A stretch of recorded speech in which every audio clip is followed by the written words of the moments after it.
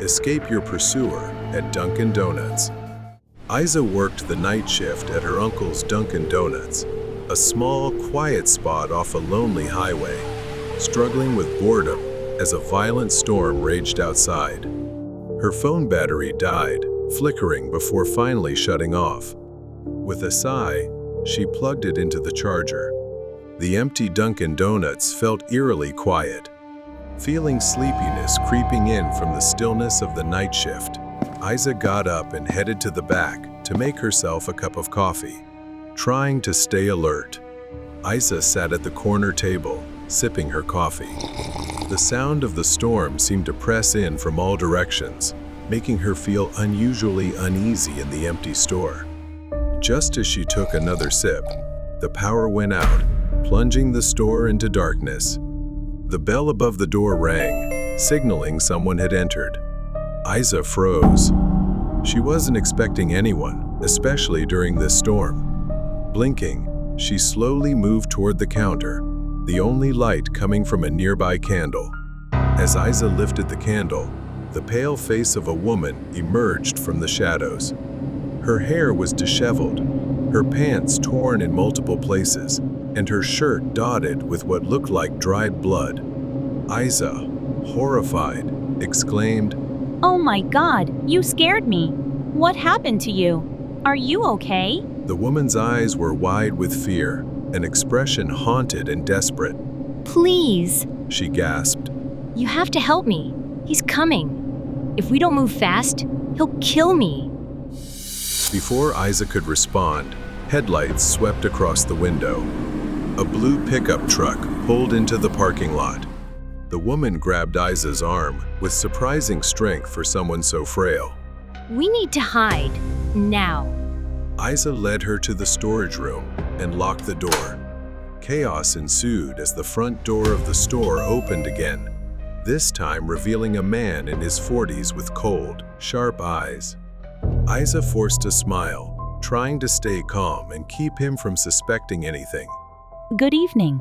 Can I get you something?" The man didn't answer immediately, his eyes darting toward the back room, where the door was slightly ajar. I'm looking for someone. A woman. She came in here, didn't she? Isa shook her head and said it was just her there. Isa was on high alert. The man kept his hand fidgeting in his jacket pocket, as if ready to pull something out at any moment. He seemed unconvinced and stepped closer to the counter, his cold, calculating eyes fixed on her. Are you sure? Things felt wrong. Before Isa could respond, the backroom door burst open. The woman dashed out, holding a fire extinguisher. "Run!" She shouted as she sprayed water into his face, then unleashed a torrent of foam, forcing the man to stagger back, momentarily blinded.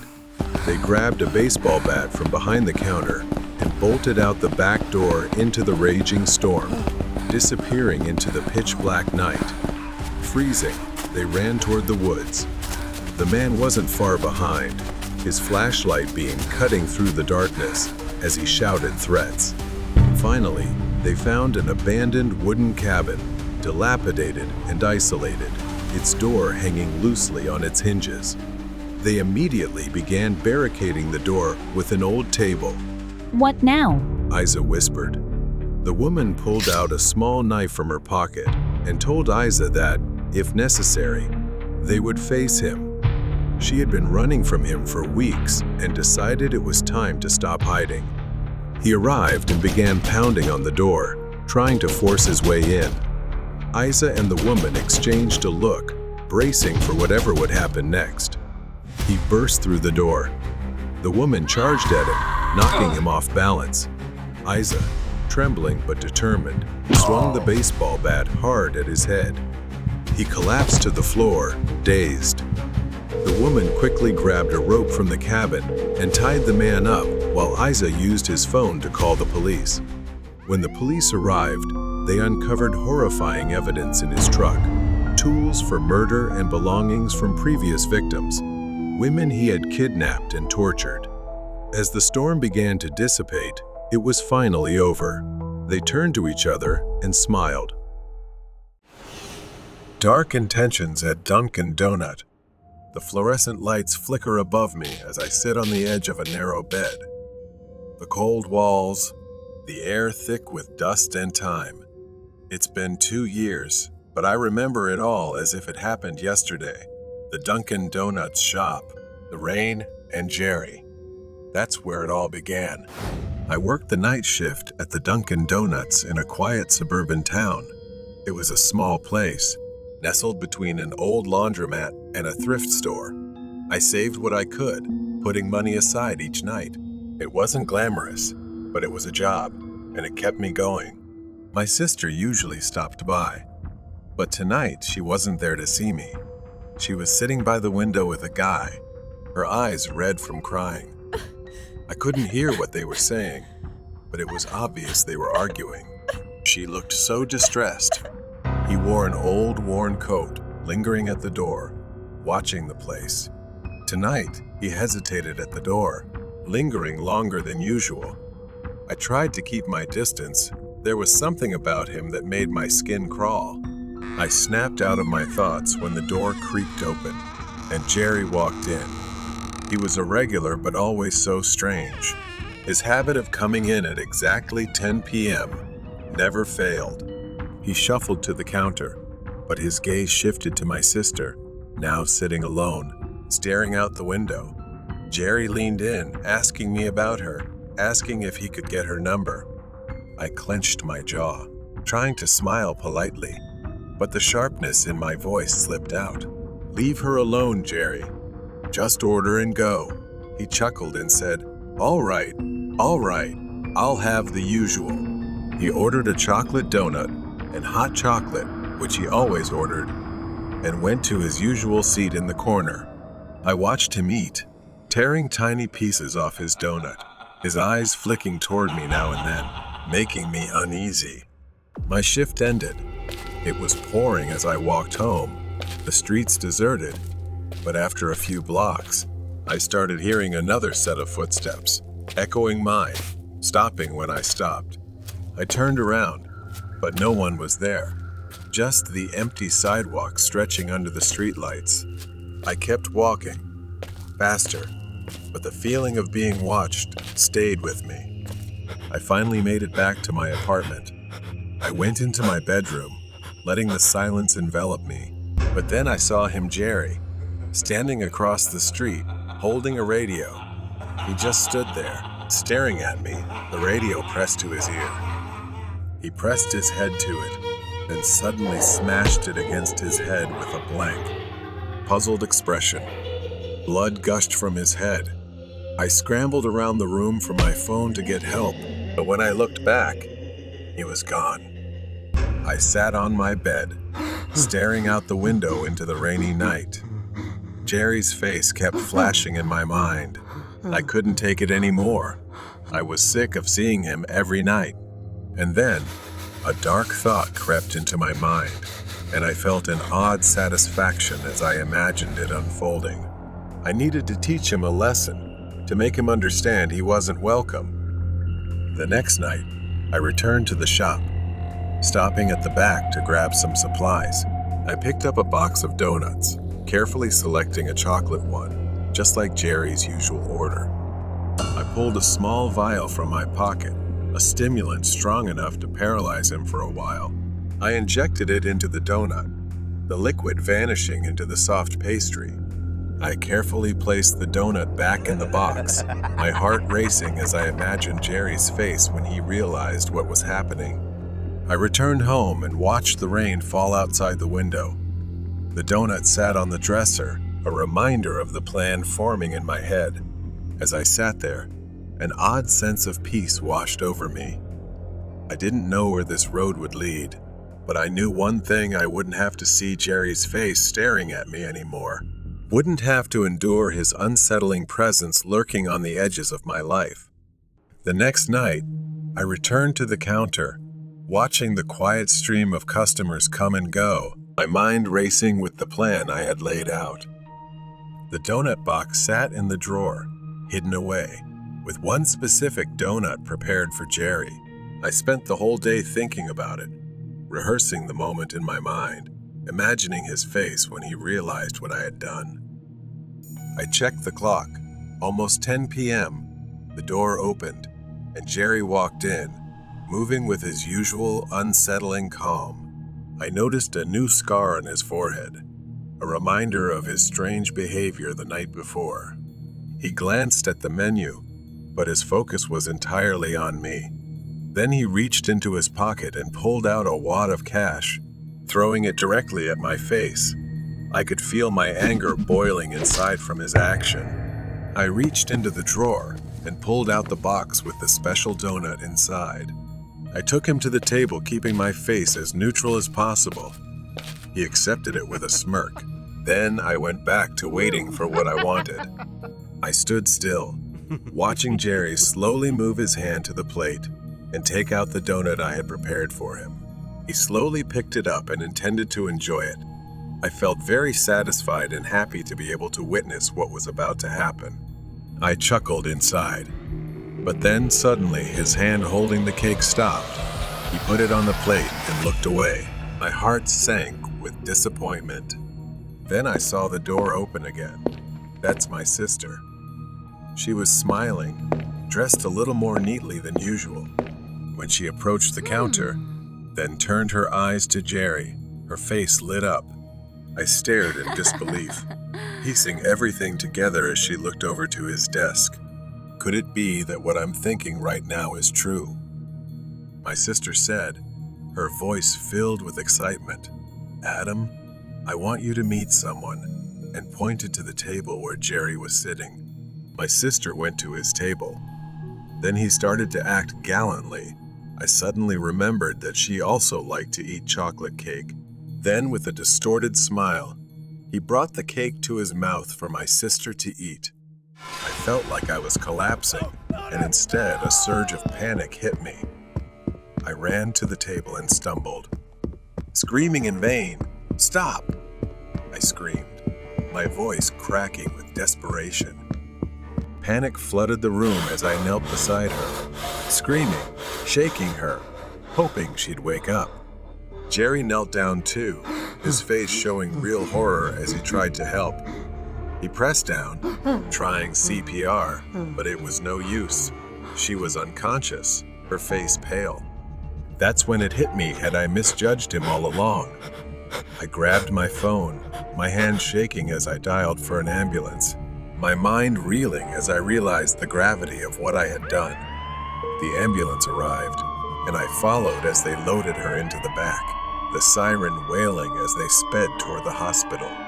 The waiting room was cold, sterile, and I sat there, numb, staring at the wall, my mind racing with guilt, fear, and regret.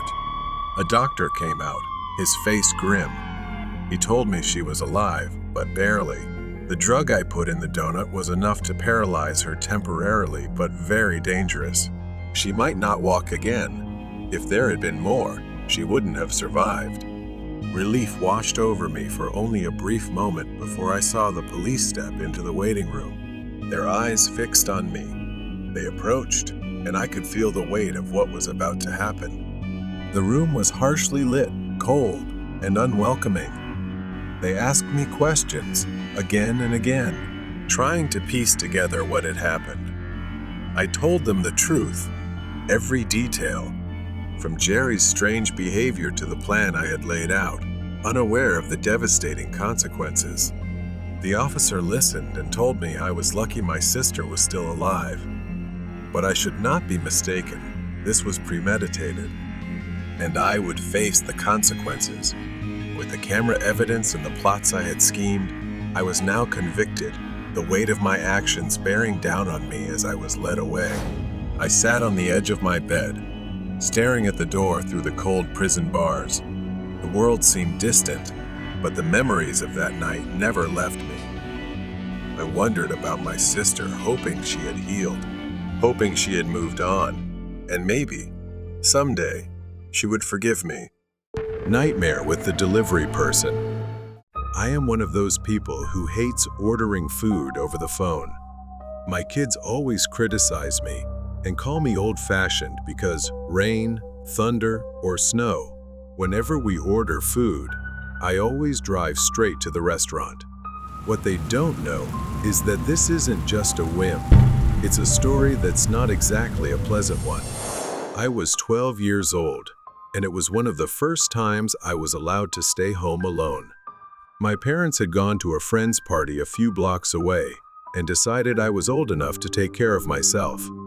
I was thrilled because I could stay home alone and sleep whenever I wanted.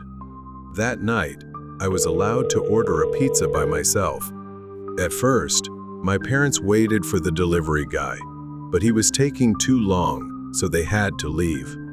Seeing how excited I was, they left me some money and headed out. As soon as they left, I turned on the TV and cranked up the volume. I knew it would be a long night, so I took the dog out to the backyard. After my parents left, he finally arrived, very late. I heard the sound of a motorcycle stopping outside my house. I stood up and walked toward the door. Maybe the pizza guy had finally arrived. I opened the door and saw a tall, skinny man with a scruffy, bushy beard holding a pizza box. He looked at me with a strange, almost unsettling expression. At that moment, I was hungry and feeling a little uneasy, so I said, You're late. The man stared at me and said, Hey kid, what's your problem? I started to feel weird about his behavior. He seemed almost angry, and his body language became more aggressive. At that moment, I got scared and just wanted to avoid anything bad happening. I quickly handed him the money and grabbed the pizza box from his hands. I apologized and quickly closed the door. I was so scared I nearly slammed it shut. But it didn't stop there. Things got worse. He didn't leave but stood there, almost shouting through the front door. Hey kid, what are you doing? I haven't even counted the money. All the money is there. I cried and apologized. At that point, I just begged him to leave and take all the money. There was silence for a moment, but then the man started yelling again, demanding a tip. He lost control, banging on the door with his fists and kicking it when I didn't respond. After a few seconds, just as suddenly as it started, he seemed to get bored and left.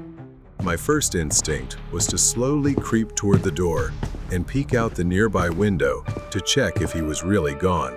But as I did so, his face suddenly appeared right in front of me, twisted into a crooked smile, and in his hand, he was holding something. When I realized he was holding a baseball bat, I panicked, frantically hiding under the bed, hoping he wouldn't find me. Meanwhile, he pounded on the door with the baseball bat, and after a few strikes at the lock, the door burst open and he entered my house. He went straight to the wardrobe, where I almost hid, and began smashing it violently. If I had hidden there, my entire body would have been destroyed. He left the room and headed straight for the backyard, suspecting I might escape there. My dog immediately attacked him, but at that moment, I heard my dog whimper. I realized something had happened to him, and I couldn't hold back the overwhelming sadness. He moved like a shadow, storming toward where I was hiding, his face twisted in anger. Where are you, kid? I know you're hiding somewhere.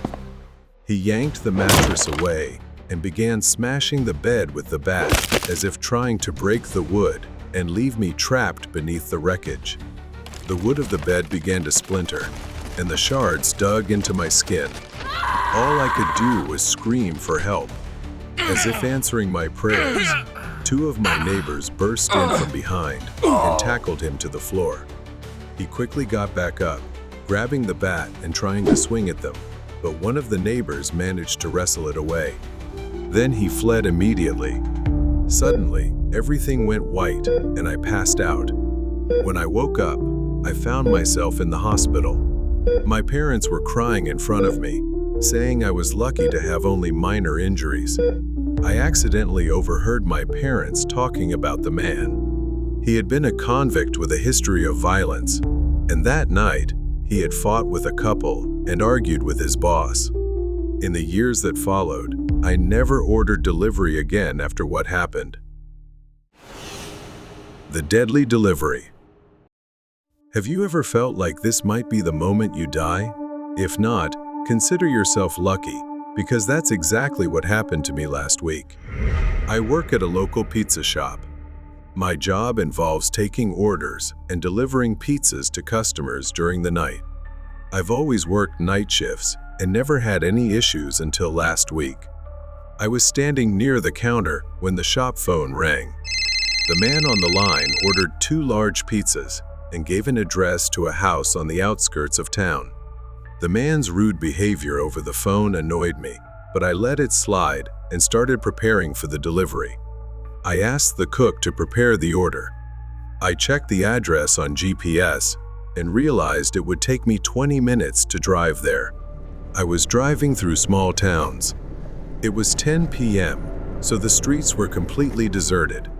I spotted a house at the end of the street and realized it was the location. I parked near the house and stepped out. The house looked quite abandoned, as if no one lived there. I walked to the front door and knocked.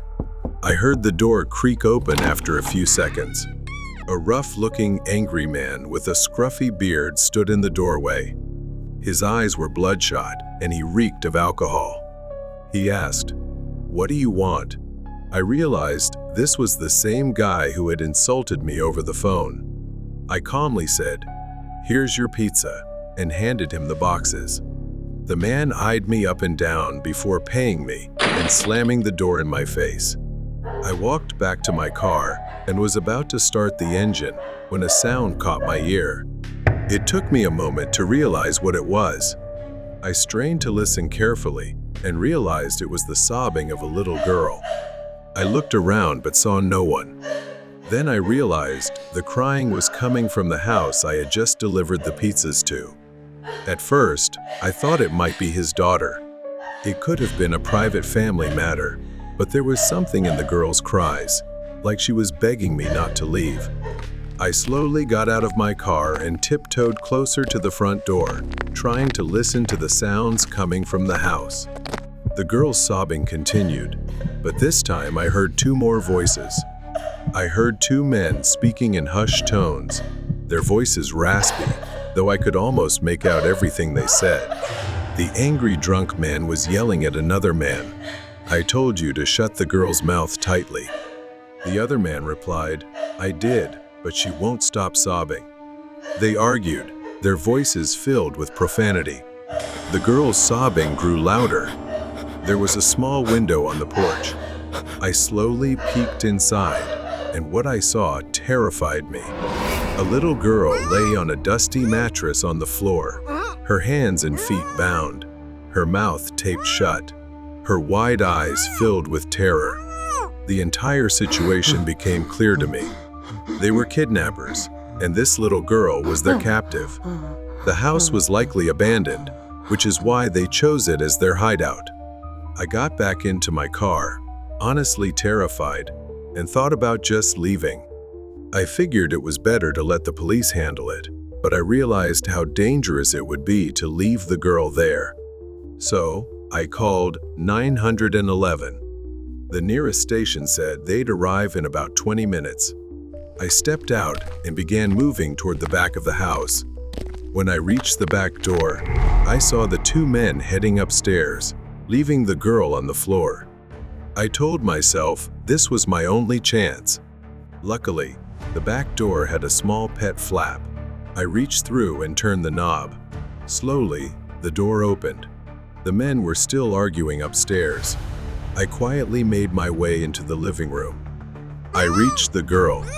At first, she was terrified, but I reassured her, gesturing for silence and whispering that I was there to help her escape.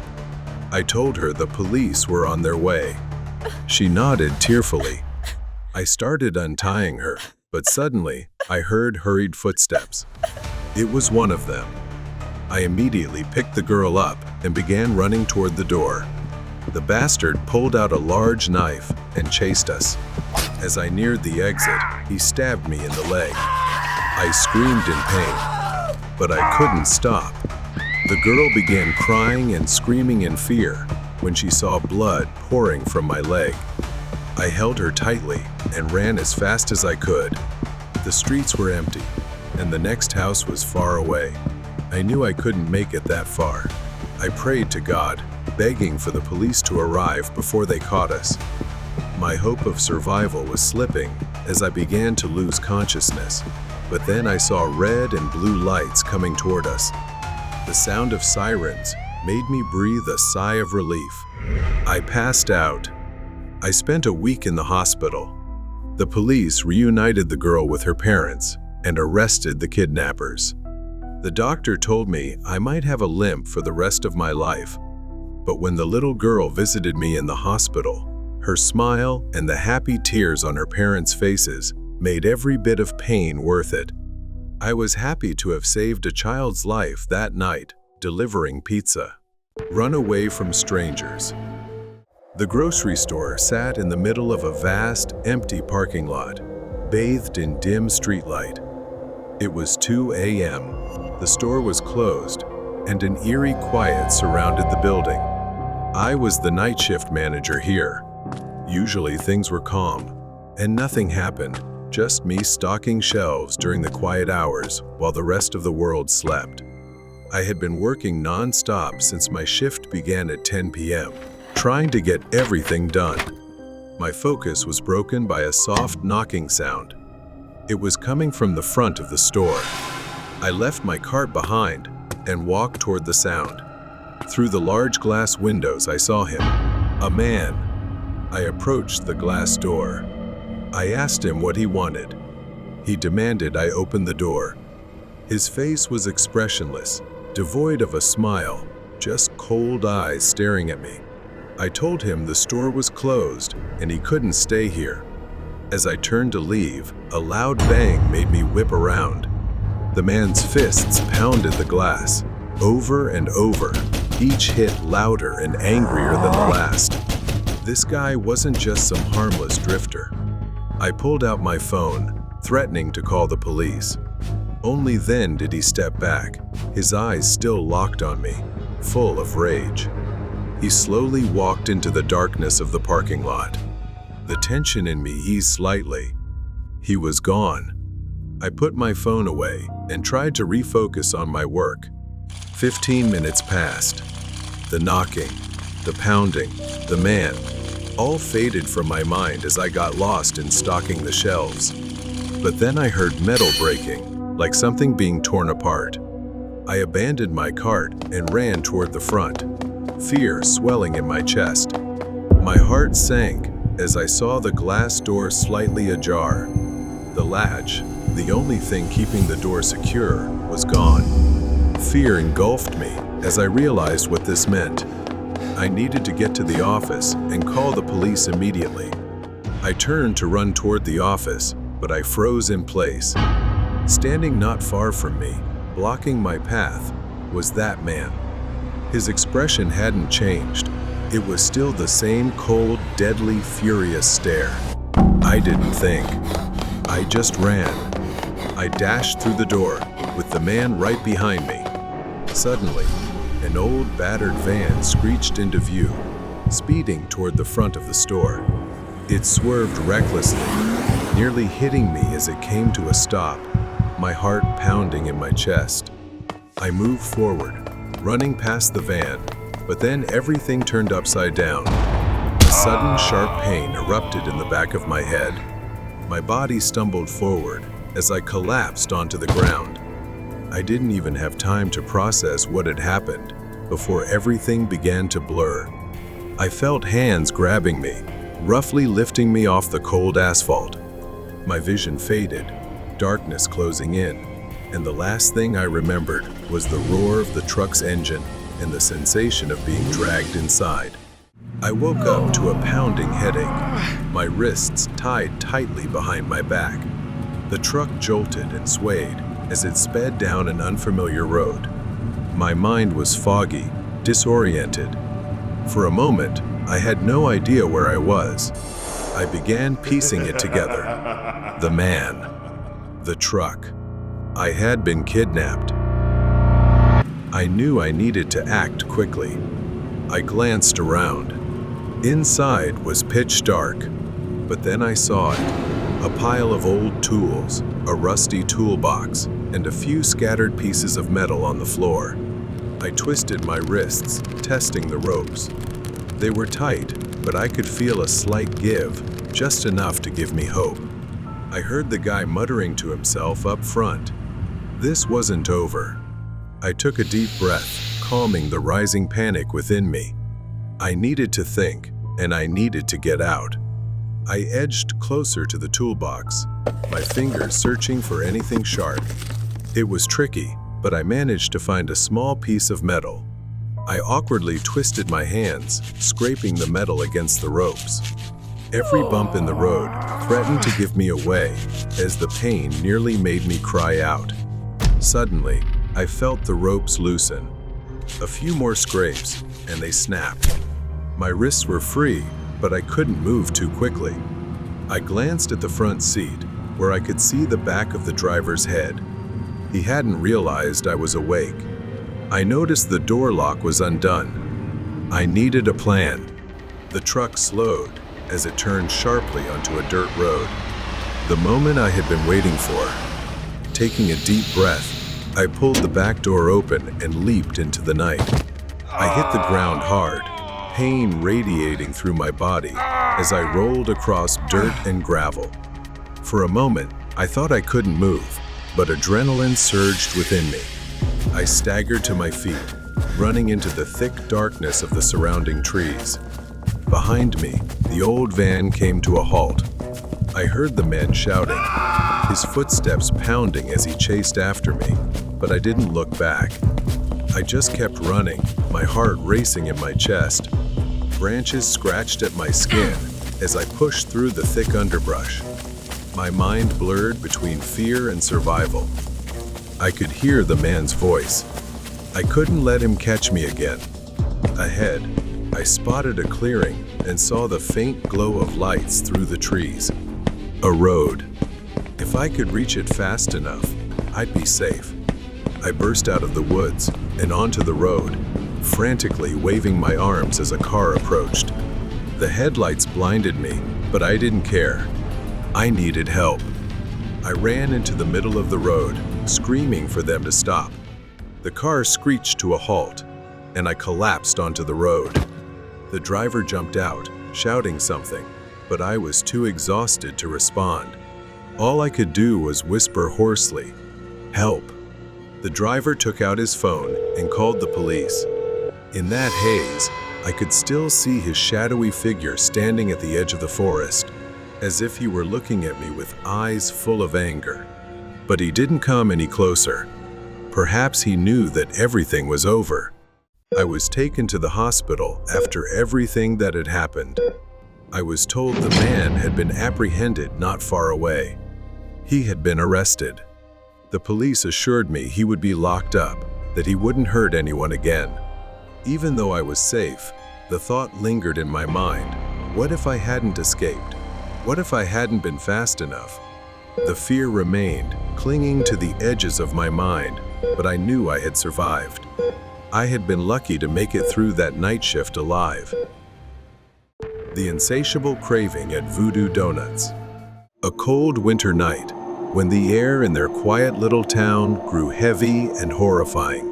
Sarah was working the night shift at Voodoo Donuts, a place that always smelled of sugar and spice. But that night, the sweetness seemed suffocated. The shop felt oppressively heavy. The doorbell jingled violently as it swung open. Big Joe, a regular customer, a man with a massive frame, usually outdone only by his cheerful demeanor, had been acting differently lately. A giant donut eating contest, meant for thrill seekers, had become a nightly ritual. He'd always ask about it, wondering if anyone had completed it in under 80 seconds. But that night, he didn't just come to eat donuts. He barged in, slamming the door so hard it banged against the wall, startling everyone. He strode straight to the counter where she stood, speaking in a gruff voice. Tonight is the night of feasts. She shuddered at the way he spoke, as if he wasn't really talking to her but to something behind her. Sarah hesitantly slid a tray of giant donuts across the counter. Joe grabbed it with trembling hands, his lips twitching into a deranged smile. Joe sat in his usual spot, closing his eyes and muttering unintelligibly, his large hands hovering over the tray of donuts. Without warning, he began devouring them. His movements were frantic, each bite seemingly adding to the bizarre intensity of his performance. Sarah watched from behind the counter, her unease growing stronger. Joe suddenly stood up, overturning the table. Donuts spilled onto the floor, but he didn't seem to notice. He started speaking in a strange language. From behind the counter, Sarah instinctively reached for her phone. Before she could dial, Joe grabbed a kitchen knife from the prep station nearby. Joe pointed the knife at the room, his wild eyes scanning the terrified customers. Eat, eat. He lunged at a young man, pressing the knife to his throat. He held him tightly, the man sobbing as Joe picked up a donut and shoved it into his mouth. Sarah spotted an old fire extinguisher mounted on the wall. She grabbed it tightly, stepping back into the chaos. As Joe raised the knife to strike, she stealthily lunged forward, swinging the fire extinguisher with all her might.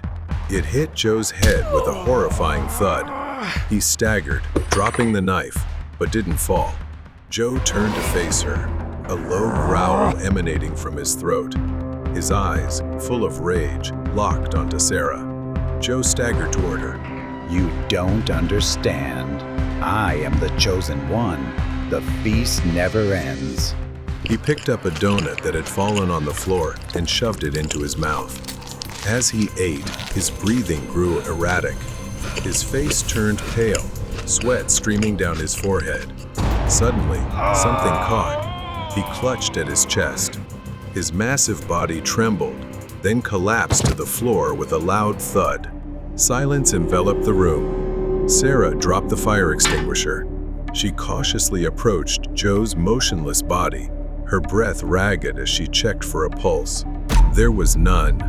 Police cars and ambulances stood outside the shop. She sat in the back of the ambulance, a blanket wrapped around her. Sarah couldn't escape the image, the final moments of Joe, his madness, and the obsession with a challenge that had led to his demise. The obsession with the forgotten hospital. My girlfriend and I are passionate about road trips, but things wouldn't have taken a turn for the worse if our passion had stayed within its limits. On a rainy day, Stella and I were on our way back from a road trip. The rain grew heavier, and driving became challenging amidst the storm, so we decided to pull over on the highway shoulder. I worried that waiting on the highway during a storm wasn't a safe choice. I was pondering what to do next when Stella said, Look, Mark. "There's a building at the left, turn up ahead." I followed her gaze and saw a structure peeking out from behind the trees at some distance. Stella said, Let's go there. We might find shelter for the night. At the time, it seemed like a good idea. I realized it was an abandoned hospital. We got out of the car and ran inside. The large glass door at the entrance was shattered. As we stepped into the hospital, I realized no one had been here in ages. Furniture was broken, and shards of glass were scattered everywhere. Rain seeped through the damp ceiling and dripped onto the floor. The sound of water droplets mixed with the creak of rust. The wind howled through broken windows, creating an eerie atmosphere. Stella whispered, "This feels like an adventure." Stella was a horror writer, so an eerie setting like this excited her. We'd explored many abandoned places for her creative inspiration. I chuckled and said, "Let's look around. Who knows, you might find a story here." If I'd known my joke would turn into a nightmare, I would have left right then. Stella and I began exploring the place, turning on our phone flashlights. To the left was a hallway, lined with several rooms. We entered the hallway and opened the first room. Inside was an old, dirty bed. Near the bed were a table and a chair. What caught my attention was the safety straps attached to the bed handles. I'd never seen hospital beds this strange before. Most of the rooms were like this. After a while, Stella grew bored and said there was nothing to see here and suggested going upstairs. We climbed the stairs, cobwebs and dust everywhere. The hallway upstairs was littered with broken glass and damp clothes scattered everywhere. When I shone my flashlight on the walls, I saw disturbing drawings, demonic faces etched onto the walls. Someone had even written, "You will not escape." I felt uneasy seeing all this and told Stella, maybe we should wait in the car. The rain will stop eventually. Stella teased and mocked me. At the end of the hallway, there was a large door with the words "Surgery Department" on it. Stella was looking at the graffiti on the wall. I asked her, "What do you think happened here?" Stella smiled and said it was just a surgery room. I pushed the door open with annoyance, and with a terrible creaking sound, it opened. I've never seen such a strange operating table before. It looked more like a stretcher, but it had handcuffs and leather straps. Stella's face went pale as she examined all of it with a genuinely terrified expression. I approached the operating table. There were surgical tools lying on it. These tools looked quite different. Scalpels resembled small saws, and there was also a drill. I picked it up and examined it. I told Stella and wondered aloud what this tool was used for. Stella looked at it with frightened eyes and said she didn't think this was a normal hospital. She explained it used to be an asylum. That's why there were leather straps and handcuffs on all the beds in the rooms. Before I could process it, my eyes were drawn to the tip of the drill in my hand. Something dark was dried and speckled on its edge. I shone the light on it and was horrified to realize it looked like dried blood. There was something like a freezer. Stella rushed over and opened it. She started screaming. A horrifying sight lay before us. Inside were numerous jars, emitting a foul stench. They contained ears, noses, and other unidentifiable parts. We couldn't believe our eyes that patients were treated in such grotesque ways. Then I saw one jar. It resembled a model of a human head with its eyes closed. But what happened next still chills me to this day. As we stared at it, it suddenly opened its eyes. We stumbled back, terrified, and began running for our lives. When I looked back, I saw a dark figure chasing us. Sprinting forward, we could hear the screams of hundreds of voices emanating from the asylum, crying out in agony. Stella and I bolted out of the asylum and jumped into the car. Without a second thought, I slammed the gas pedal so hard the car screeched. Somehow, we were lucky to have survived. Stella later researched the abandoned asylum. She discovered that it once housed insane criminals and intellectually disabled individuals, but the doctors running it would often torture them and conduct inhumane experiments on them. After a series of protests, the asylum was shut down, and all records were erased. Locals feared the place, even during the day. They believed the countless souls of the tormented patients still haunted the site. The Madman at the Cinema. On a cold evening, Beth stood in the staff room, scrolling through her phone as the night shift neared its end. It was a late shift, one of those nights that seemed to stretch on forever. It was a small, slightly run-down cinema with just one screen. Snow was falling heavier outside, and she was eager to get home after a long night of cleaning. As she texted her mother to let her know she was okay, the door creaked open, and her manager, Mr. Miller, walked in. Mr. Miller spoke in his usual tone. "Don't forget to lock the back door after you're done. I'll have William pick up the keys for tomorrow's shift. Also, check if the toilet's leaking before you leave." Beth sighed, not thrilled about the last-minute request. She nodded and bid her manager goodbye before he left her to finish her tasks. Beth worked as part of the cleaning crew, but the cinema felt eerily empty after the final screening ended. As Beth walked down the rows of seats, sweeping up popcorn and other debris, a chill ran down her spine. Something about the atmosphere tonight felt different, though she couldn't put her finger on it. Beth's phone buzzed, and she picked it up. It was her mom, worried about her working the night shift again, and saying it wasn't safe. Beth began reassuring her. Beth hung up. With a sigh, she turned on some music on her phone and placed it on one of the red seats in the theater as she continued cleaning. Suddenly, she heard a noise, a faint sound, almost like glass shattering. It came from the emergency exit. Beth called out, Who's there? but no one answered. She stopped the music and started toward the emergency exit, which opened to reveal a long hallway with flickering lights. Is anyone out there? Hello? She continued walking, then froze in front of a shattered window. Glass lay scattered on the floor, along with a large rock that someone had likely thrown from outside. She wasn't alone. Beth instinctively reached into her pocket for her phone, but then she remembered it was still on the seat in the theater. She hesitated. Should she go back for it? But things were becoming more complicated. Without wasting another second, Beth hurried back to the theater. As she rounded the corner, Beth froze. Standing at the end of the hallway was a shadowy figure. He had his back to her, swaying unnaturally, like someone who had lost control.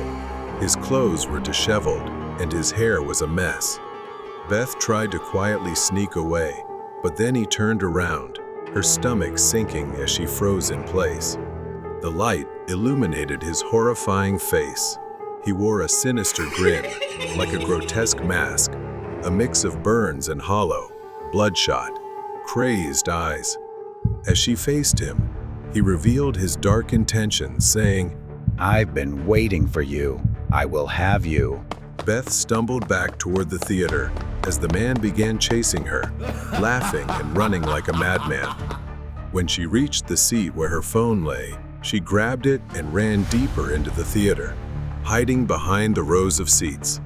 Her hand reached for a mop nearby, ready to defend herself. Beth tried to call the police, but before she could speak, the emergency exit door burst open, and the man lunged in with a chilling, raspy laugh. She dared not breathe or move, but then she felt breathing above her head, freezing her in place. He suddenly appeared behind the seat, laughing in amusement. You can't hide forever, Beth. I can hear your little heart racing. Terrified, Beth ran, instinctively grabbing anything she could and hurling it at him to slow him down, throwing him off balance. Beth quietly crawled under the seats, making her way toward the exit. She was almost there and bolted for the door, but he noticed her movement at the last second and lunged at her. His icy hand grabbed Beth's hair. He yanked her back violently, causing her immense pain. Beth screamed, kicking with all her strength. Desperation surged within her as she grabbed a sharp piece of debris. She stabbed his hand, leaving a deep gash.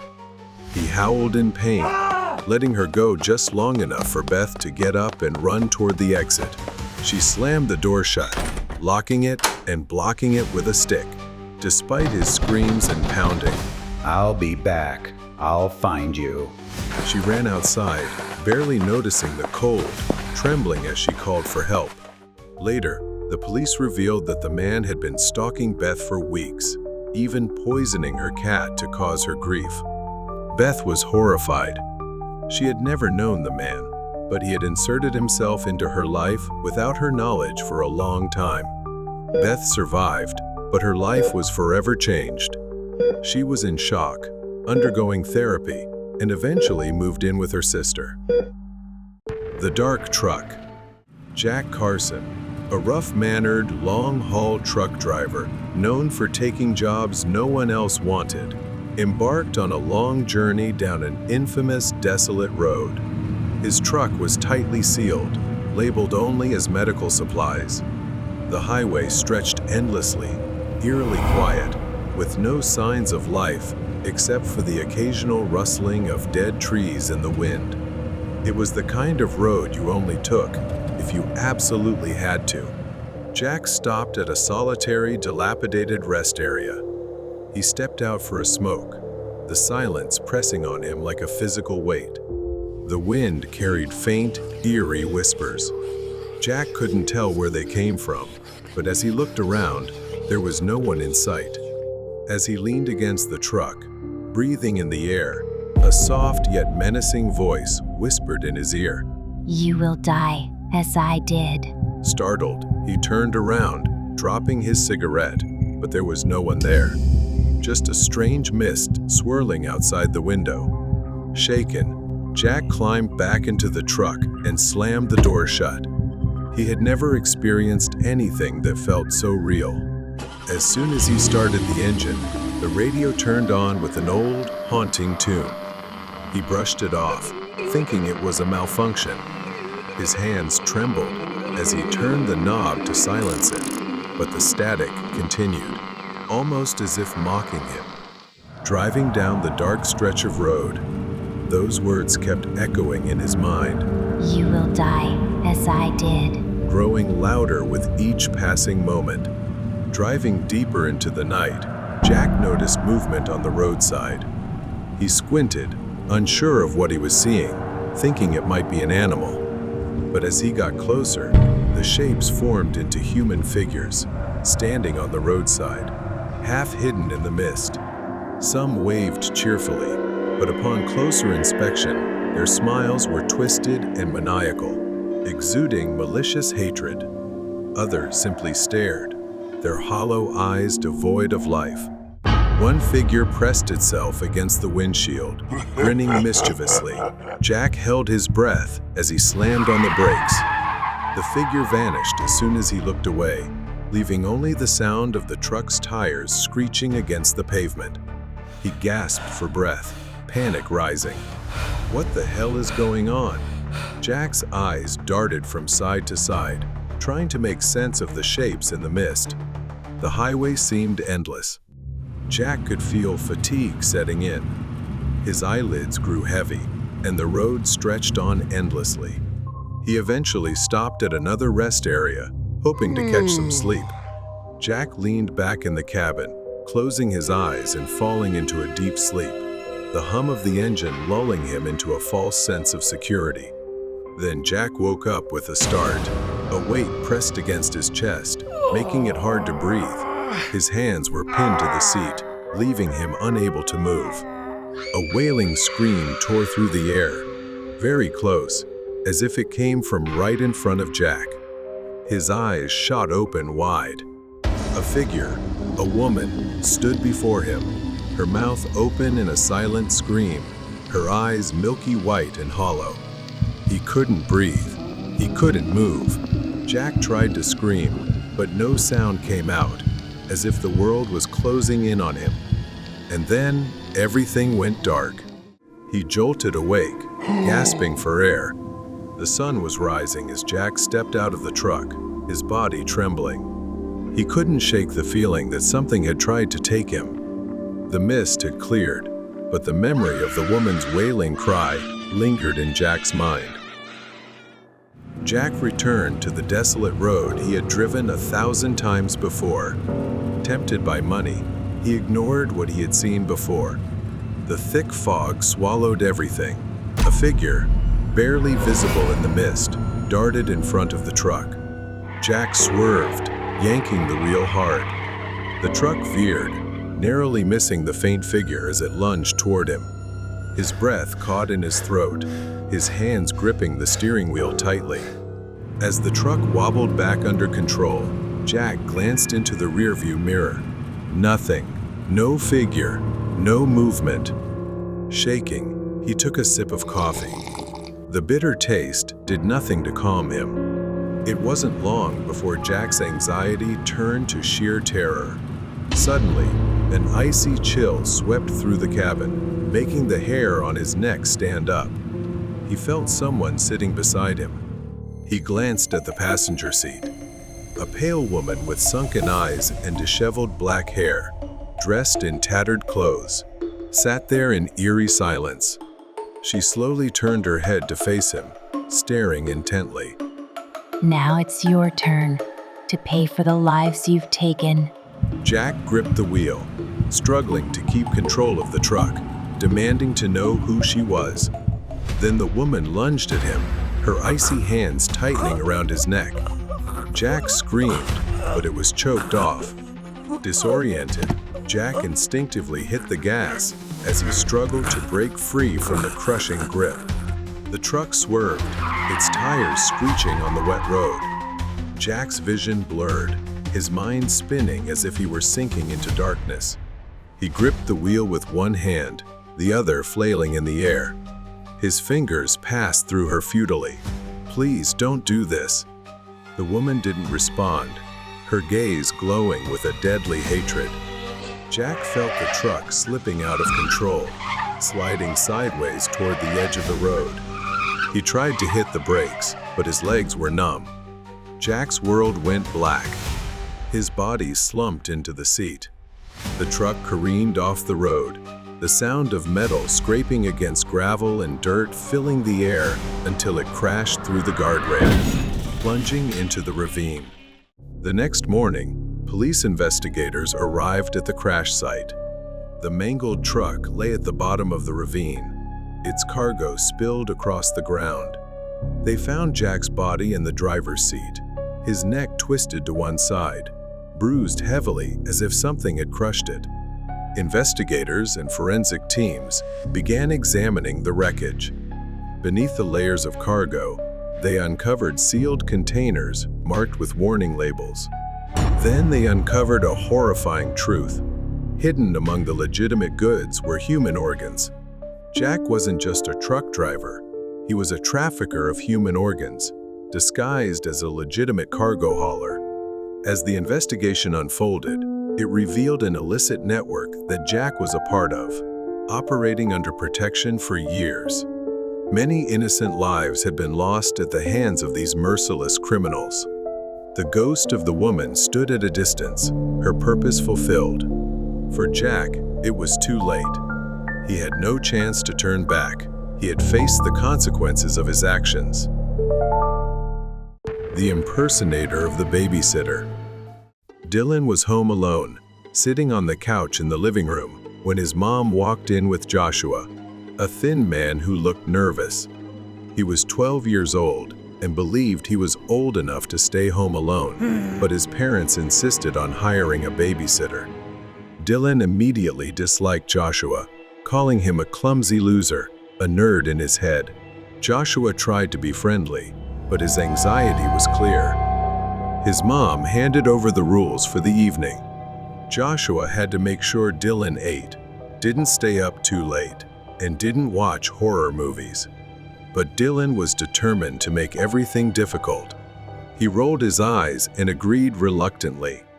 Once they left, Dylan turned on a horror movie with gory scenes, deliberately trying to make Joshua uncomfortable. He enjoyed watching Joshua jump at every scare, his face growing paler with each moment. Dylan started suggesting Joshua order a pizza. He almost ran into the kitchen to get away from the TV screen, and Dylan couldn't stop laughing. While he was on the phone ordering, a new, wicked idea popped into Dylan's head. After a while, they got their pizza. But as Dylan observed, something was off in Joshua's behavior. He seemed too anxious, constantly looking over his shoulder and jumping at the slightest noise. Dylan found this strange but shrugged it off, still focused on achieving his goal. Bored and wanting to scare the babysitter, Dylan suggested they play hide and seek in the dark. He thought Joshua would be desperate to escape the horror movie and agreed without hesitation. Things started to get strange. While in the bathroom, Dylan heard the doorbell ring, but he was a little surprised since the pizza was delivered so early. But when he stepped out, he saw Joshua staring at the front door with a scared expression, saying no one was there, and he thought it was the pizza delivery guy. The game started, and Joshua went to hide. Dylan found him after 5 minutes. Dylan asked. Why didn't you try hiding in the basement? Joshua said. The dark scares me. In Dylan's mind, the perfect plan continued to form. Joshua began pressing his face into the wall and counting, while Dylan hid, thoroughly enjoying his plan. The boy hid in the kitchen, secretly holding the TV remote, waiting for the perfect moment. As he started searching and approached the TV, the boy suddenly turned the volume all the way up, the sound of a terrifying scene, nearly giving him a heart attack. That was when the boy thought about hiding in his parents' closet to jump out and scare him. Dylan quietly tiptoed towards the bedroom, opened the closet, and that's when everything went still. Inside the closet was a dead body. It was a man with his head wrapped in a plastic bag, seemingly suffocated. Dylan, in a panic, tried to understand the situation, and suddenly I noticed a wallet sticking out of the man's pocket. The boy reached for it. He found an ID card that read Joshua Miller. If his babysitter, Joshua Miller, was dead in the closet, then the boy had no idea who he was playing hide and seek with. There was a killer in his house. He quickly ran under the bed, trying to steady his breath so the man wouldn't hear him breathing. A pair of feet entered and stopped right in front of the open closet. Congratulations. It seems like you found your babysitter, he said. Dylan realized that the game he had set up just minutes ago had now turned into a survival mission, as his life depended on it. The man pretending to be Joshua revealed himself to be Kyle. He had planned to trap Joshua for killing the boy, and now he intended to kill Dylan as well. His face suddenly dipped under the bed, and he screamed, "It's your turn to be like Joshua." Dylan, in a final desperate moment, ran out from under the bed. Kyle chased him, lunging at him with a knife. The blade ripped his shirt, but luckily it missed. I thought you liked horror movies. He mocked the boy. This is your real-life horror movie, kid. Dylan fearfully ran into a room and locked the door. Then he heard the doorbell. Through the window, he saw it was the pizza delivery person. Dylan shouted for help. Call 911 right now! But before the pizza guy could assess the situation, Joshua ran downstairs, opened the door, and charged at him with a knife. The pizza guy was stronger. After a struggle, he managed to pin Kyle down and snatched the knife from his hand. Kyle was convicted of murder. Dylan's parents rushed home after being contacted by the police. They were also grateful and gave the pizza guy a sum of money to thank him for saving the boy. Dylan's parents never left him alone with anyone again. Whenever they had to go out, he stayed with his grandmother. They would never hire a babysitter again. The horror Dylan experienced that night would stay with him forever. The murderer on Christmas night. Christmas is usually a time of peace and joy, but sometimes it's when the strangest and most terrifying things can happen. The story is about when I was a child. At that time, to be honest, Christmas wasn't my favorite holiday. Sure, the gifts, food, and Santa Claus were great, but somehow, all of that always felt empty to me. While everyone was gathered talking, I went to the dining room to play alone, and that's when everything started. At that time, I thought maybe I had watched too many horror movies, but I swear I saw someone through the window. A shadow passed by the window, just for a second. It was a person, but their face wasn't normal. The man wore a grotesque, demon-like mask. I froze in place. I moved closer to the window to see better, but there was nothing there. I thought maybe it was just my imagination. Then, suddenly, the man lunged forward with the mask, his mouth twisted into a wide, grotesque grin. He gently tapped on the window and pointed at the front door. After that, he moved away from the window and walked toward the front door. A few seconds later, someone began knocking on the door. I ran to warn my dad, but he brushed it off, thinking it was just Uncle Henry bringing in beer. He even joked that I was probably imagining everything because I was bored. My dad hesitated as he stepped toward the door, reluctantly opening it. It was Uncle Henry, which confused me even more. I didn't know what was going on. Despite Uncle Henry's comforting presence, the strange feeling I had didn't go away. I didn't know what to say anymore. I was scared, but my dad seemed to think it was just a prank. My body trembled as I went back upstairs, locked the door, and shoved a chair under the doorknob, trapping myself in my room, trying to escape the growing fear inside me. As night fell and the family gathered outside to watch the fireworks, I stayed inside, staring out of my bedroom window at the bright lights. Suddenly, someone began knocking on my room door. I was about to open it when I realized something was wrong. I looked back out the window.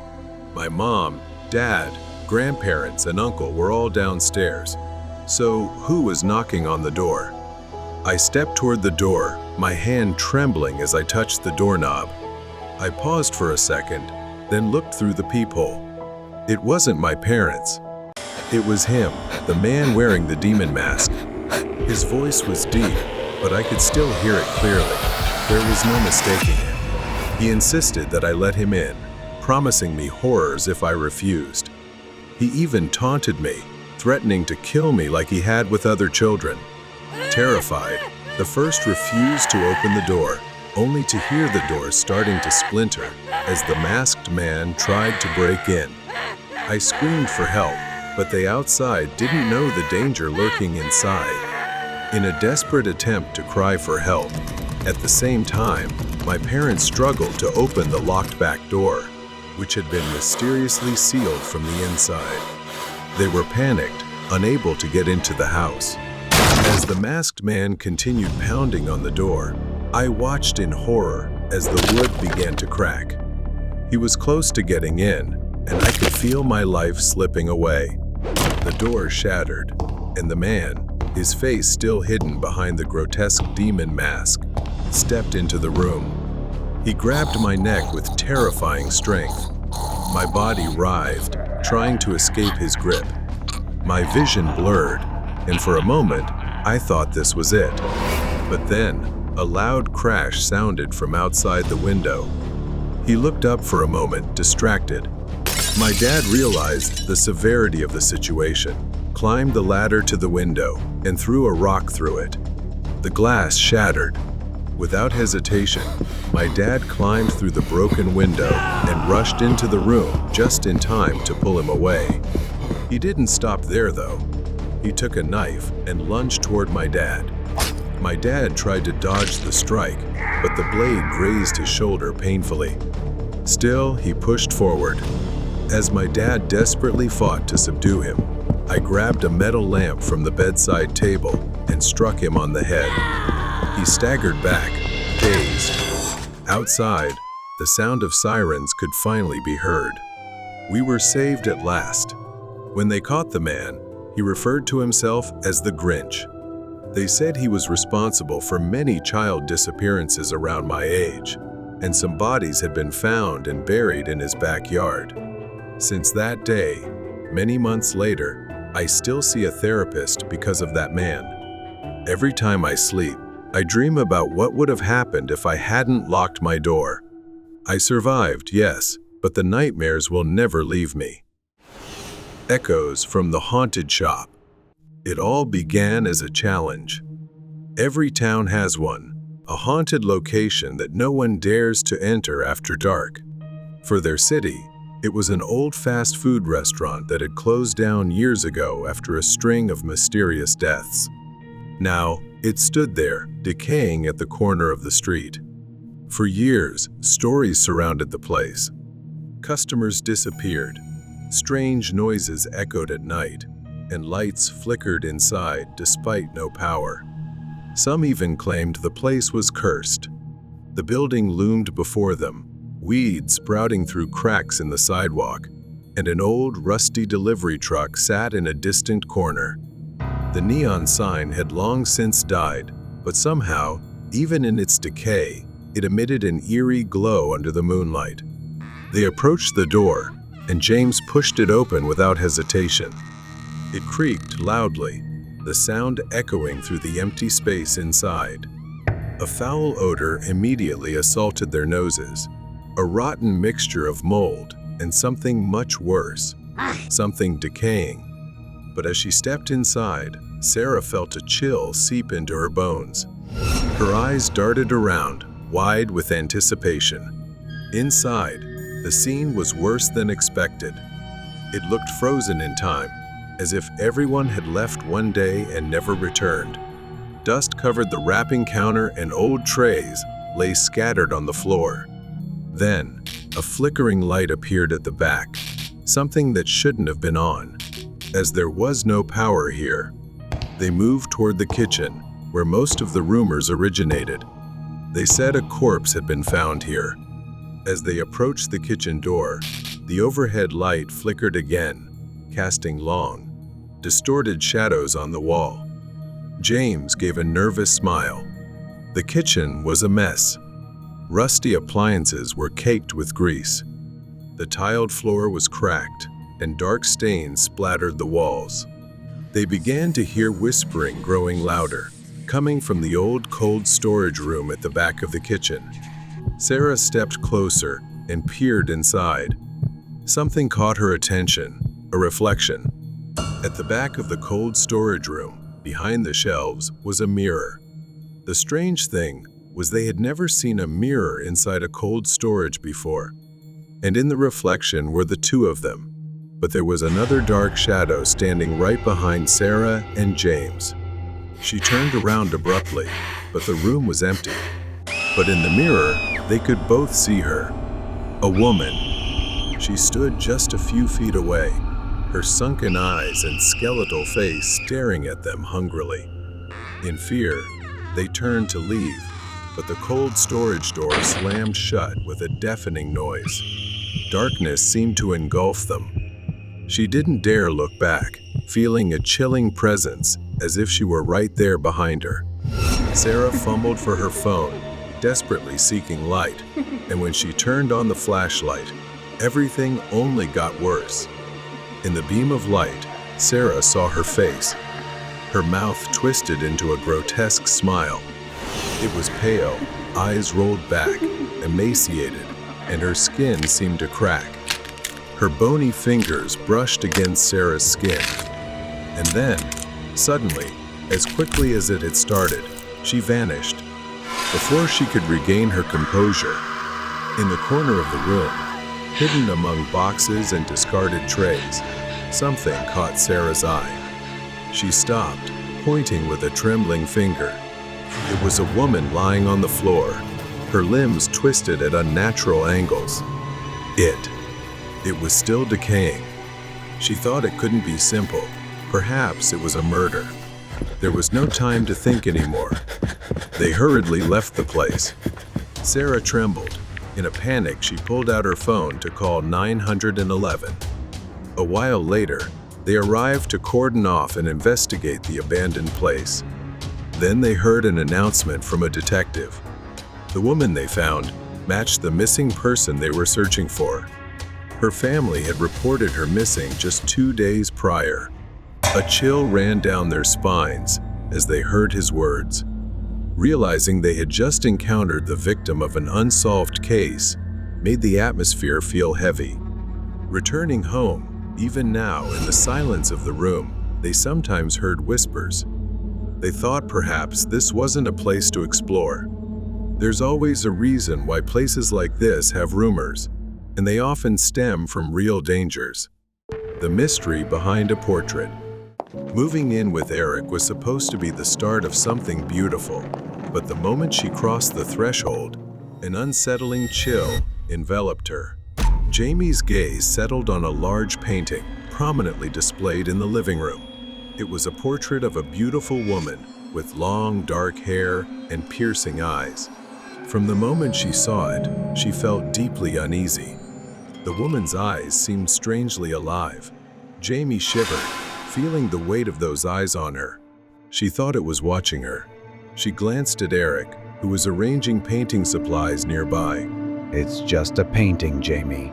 He reassured her with a soft laugh, but something inside her didn't agree.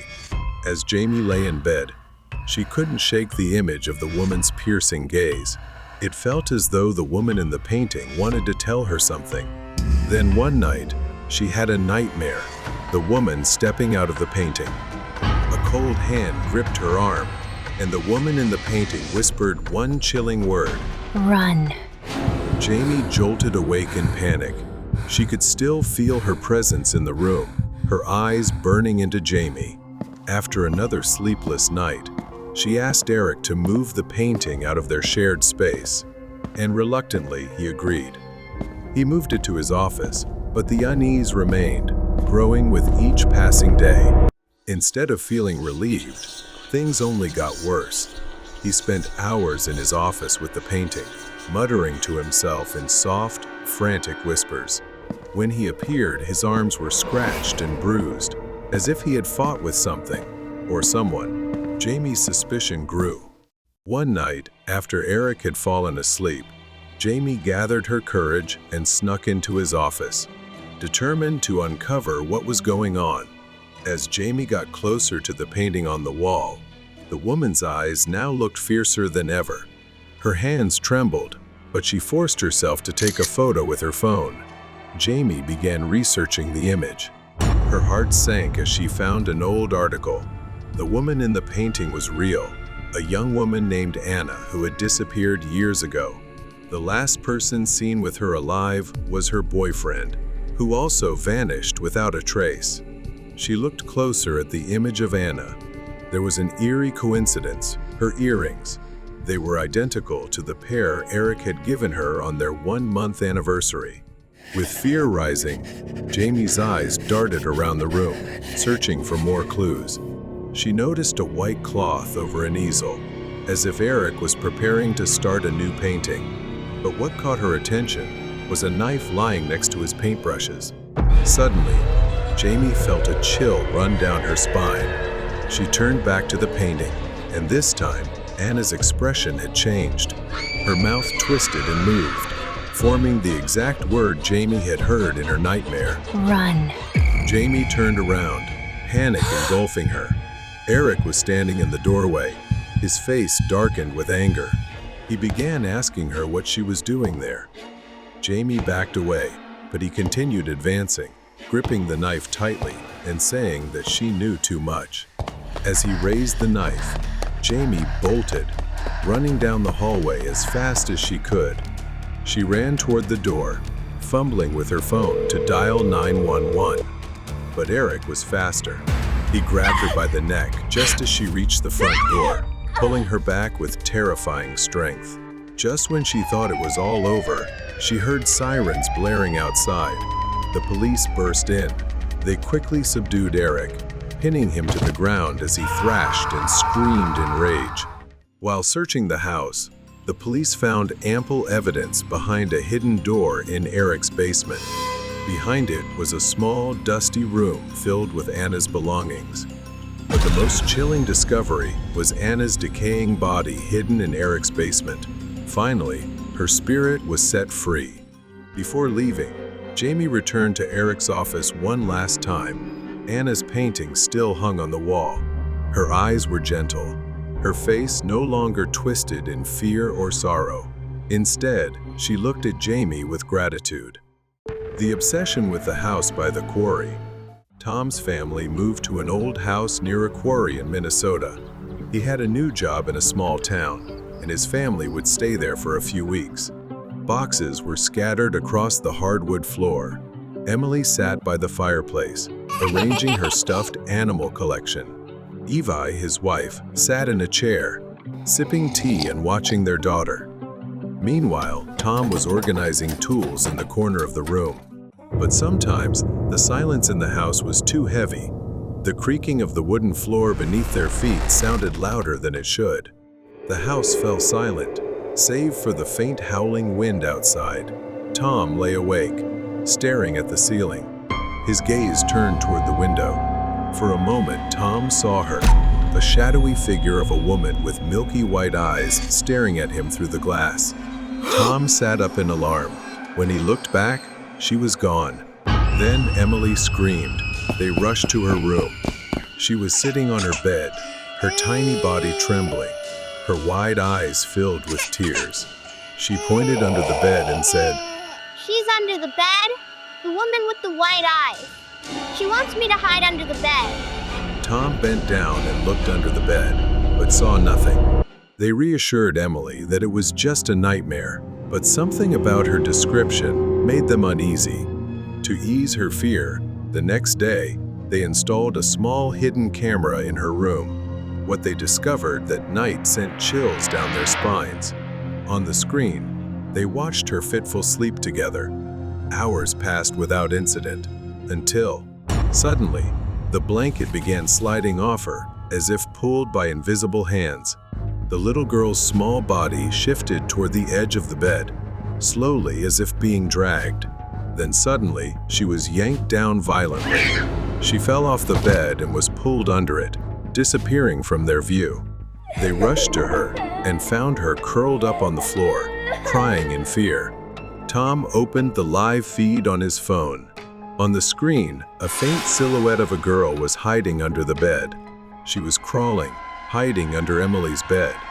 Her hollow, black eyes stared directly at the camera. Emily's fear was unrelenting. She clung to her parents and refused to be alone. They decided to stay in the living room that night. As they sat on the sofa, the lights began to flicker. Then a cold hand brushed against Evi's cheek. She screamed in terror, but when she turned around, nothing was there. Emily screamed as one of her toys rolled into the room and stopped at her feet. Tom realized everything was spiraling out of control. He needed to grab the car keys from the bedside table. When he reached the bedroom, in the mirror, he saw her standing there, grinning maliciously. Tom grabbed the keys and ran back to the living room. They rushed to the front door, but it slammed shut as they reached it. The back door was their only chance. As they ran through the kitchen, glass shattered all around them. Everything seemed to be trying to stop them from leaving. With a desperate kick, the door burst open. As they got outside, Emily pointed toward the house. In the upstairs window, she, the figure with sunken eyes, was watching them leave. They got to the car and quickly drove away. They sat in silence, knowing they would never return to that house. The house on the edge of the quarry remains, holding its secrets. For the family, it is a memory they will never escape. The Haunting of the Abandoned Station. It was a chilly autumn evening in our small town. Inside the diner, warmth enveloped me. Sarah, my girlfriend, was finishing her cup of coffee. We had been dating for a few months, and tonight seemed like the perfect opportunity for an adventure since we both enjoyed that. After dinner, we decided to explore the old abandoned train station in town. The train station loomed before us. Built in the early 1900s, it had once been the heart of our town, but now it lay in ruins, overtaken by nature. My heart raced, but I didn't want to show fear in front of Sarah. I reassured her, even though I felt a hint of doubt creeping in. She began glancing around nervously and told me she felt something was off. Then, from afar, we heard a faint whistle echoing through the air. Sarah asked me, "There are no trains running here anymore, right?" I only knew that no trains had run here for decades. The whistle grew louder, accompanied by the unmistakable sound of wheels clattering on metal tracks. Sarah tightened her grip on my arm. "We need to go right now," she urged, panic rising in her voice. But somehow I lost control, as if mesmerized by the sound, stepping closer to the edge of the platform, staring down the empty tracks. The sound grew louder, yet no train was in sight, just the tracks stretching infinitely into the darkness. Then, as if summoned from nowhere, a blinding beam of light appeared, racing toward us. It approached quickly, gliding down the tracks like a ghost, but something was off. That light wasn't attached to any train. It hovered. Sarah screamed, urging me to stop, pulling me back just as the invisible train roared past. Its force nearly knocked us over, the platform shaking violently. For a moment, everything went black. When I opened my eyes, the station was silent again, the air heavy and still.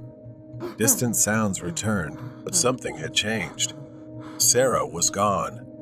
"Sarah," I called, panic rising within me. I searched for her frantically.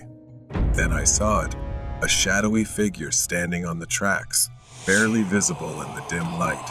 It was tall, wearing a wide-brimmed hat, its eyes glowing red like embers in the dark. A chill ran down my spine as it raised its hand, pointing down the tracks. Far down the tracks, I saw Sarah walking away from me. But she wasn't walking normally. Her movements were stiff, like a puppet controlled by invisible strings. "Sarah, stop," I yelled. But my voice echoed back, swallowed by the night. I ran toward her, desperation driving each of my steps. The closer I got, the more horrific reality became. Her face was blank, expressionless, her eyes vacant and soulless. It was as if her very soul had been drained. Tears streamed down my face as I reached for her, but the distance between us never closed. The shadowy figure at the station let out a raspy laugh, echoing through the trees, sending waves of fear crashing over me. I turned to face the figure, but it had vanished. In its place stood an old, rusted, decaying train, its windows shattered. Shadowy figures filled the cars, their hollow eyes staring at me. The door creaked open, like an invitation into the darkness. My heart raced with fear and curiosity. A whisper brushed my ear. "Join us. We've always been here waiting for you." I shook my head, backing away, but the pull of the train was too strong. My legs moved on their own, drawing me toward the door. Just as I stepped inside, the door slammed shut behind me. The train swayed, and I felt a cold hand grip my shoulder. I turned to see Sarah sitting across from me, her eyes vacant. "What's happening?" I choked out, but she didn't respond. Instead, she slowly raised her hand and pointed out the window. I looked outside. I was standing on the platform, staring at the train. But how could this be? I was inside. I tried to scream, but no sound escaped. The train raced faster and faster, the outside world fading into a blur in whispers. Suddenly, it stopped, and the door creaked open. Then, that dark figure appeared inside the train, leaning in close, its cold breath chilling me to the bone. "You should never have come here," it whispered, and everything went dark. When I awoke, I was lying on the cold ground, the train and station gone. All that remained was an empty field overgrown with weeds, a stark contrast to the horror I had just endured. I stood up, dazed and disoriented, and headed back to town. As I neared the town square, something caught my eye, a missing person poster. It was Sarah's face, but the date was from 10 years ago. My heart sank as I stumbled back, trying to comprehend the horror. Had I really been gone for 10 years? Or had Sarah vanished long before I ever met her? The truth was too horrific to grasp. Desperate for answers, I rushed back to the station, but when I arrived, it was gone. Only an empty field remained. The train, the darkness, the station all vanished as if they had never existed. Memories flooded back the faces of victims, broken families, the whispers of those who had vanished without a trace. Each shadow symbolized a haunting reminder of what I had escaped, of the guilt I carried for failing to protect those who needed me most. I turned away and walked on, ready to embrace the memories instead of fleeing from them. The shadows may linger, but I would no longer let them control my life. Late night passenger. When I was younger, chasing money at all hours of the night seemed necessary. I picked up a side job as an Uber driver. The job wasn't glamorous, but driving around the big city was something I enjoyed. Every day after 5 p.m., I'd grab a quick bite and begin my Uber shifts. Most nights ended around 2 a.m. This story took place on one of those long nights, about 6 months after working 2 jobs simultaneously. There was a hospital downtown with a large parking lot. It became my regular spot to take short naps while waiting for rides. It was quiet, away from the city noise. That night, after hours of driving, I went there to rest. I didn't plan on sleeping long, just a 15-minute nap. When I woke up, I couldn't remember where I was for a few minutes. I glanced at the dashboard, and only 15 minutes had passed. My music playlist was still playing, soft and mellow. I checked my phone, hoping I hadn't missed any ride requests. That's when I saw it. In the rearview mirror, I caught a glimpse of something that made my heart stop. A man was suddenly sitting in the back seat. He was right behind me, just staring. Then he smiled, a creepy, unsettling grin. I turned to face him, and sure enough, he was there. He looked disheveled, his clothes torn and dirty, and he only wore one shoe. His face was grimy, and he seemed exhausted, like he had been on the streets for a while. Something wasn't right with him. I didn't know how long he had been there, how he got in, or what he wanted. I glanced at his hand, and there it was, an open phone displaying the Uber app. My mind started racing. Maybe he had wandered out of the hospital, saw my car running, and thought it was his ride. I tried to stay calm. "Hey, are you waiting for a ride?" He didn't respond right away. His eyes darted from the roof of the car to the floor, avoiding my gaze. I pointed to his phone, hoping he understood. I asked again, "Do you need a ride?" He nodded. The gesture was slow, cautious, and uneasy. I forced a smile and told him I'd take him where he needed to go. I tried to act normal, to ease the tension in the car. But deep down, something about this man wasn't right. I left the hospital parking lot, following his vague directions to an old, closed-down music venue downtown. Then it hit me. I hadn't accepted a ride request on the Uber app. This guy wasn't my passenger. I glanced at the rear-view mirror again. His phone didn't show any ride request. He wasn't connected to me at all. I spoke, trying to keep my voice calm. "I just realized this ride hasn't been registered. Can you find me on the app quickly?" That's when his entire demeanor changed. He scoffed, looking out the window, then turned to me with a cold expression, saying he wasn't going to pay for the ride.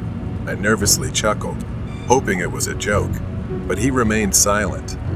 The atmosphere in the car grew tense. I glanced at him again and noticed a hospital discharge bracelet on his wrist and a dirty backpack beside him. I was trapped in the car with a homeless drifter who must have snuck in while I was asleep.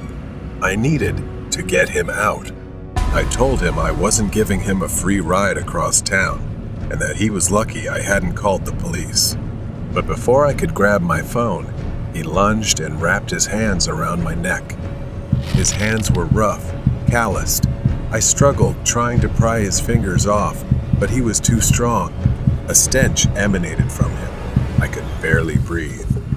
Instinct kicked in, and I slammed my foot on the brake.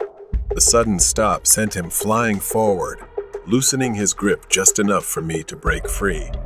I swerved toward the curb. He was dazed. I shifted the car into park, dialed 911, and honked the horn. He groaned, recovering from the impact, and started coming at me again. But this time, I wasn't powerless. I screamed into the phone, describing everything as fast as I could. Then, as if he realized the game was over, he grabbed his backpack and bolted out of the car, vanishing into the night. A few blocks away, the police caught up to him. I watched as they cuffed him.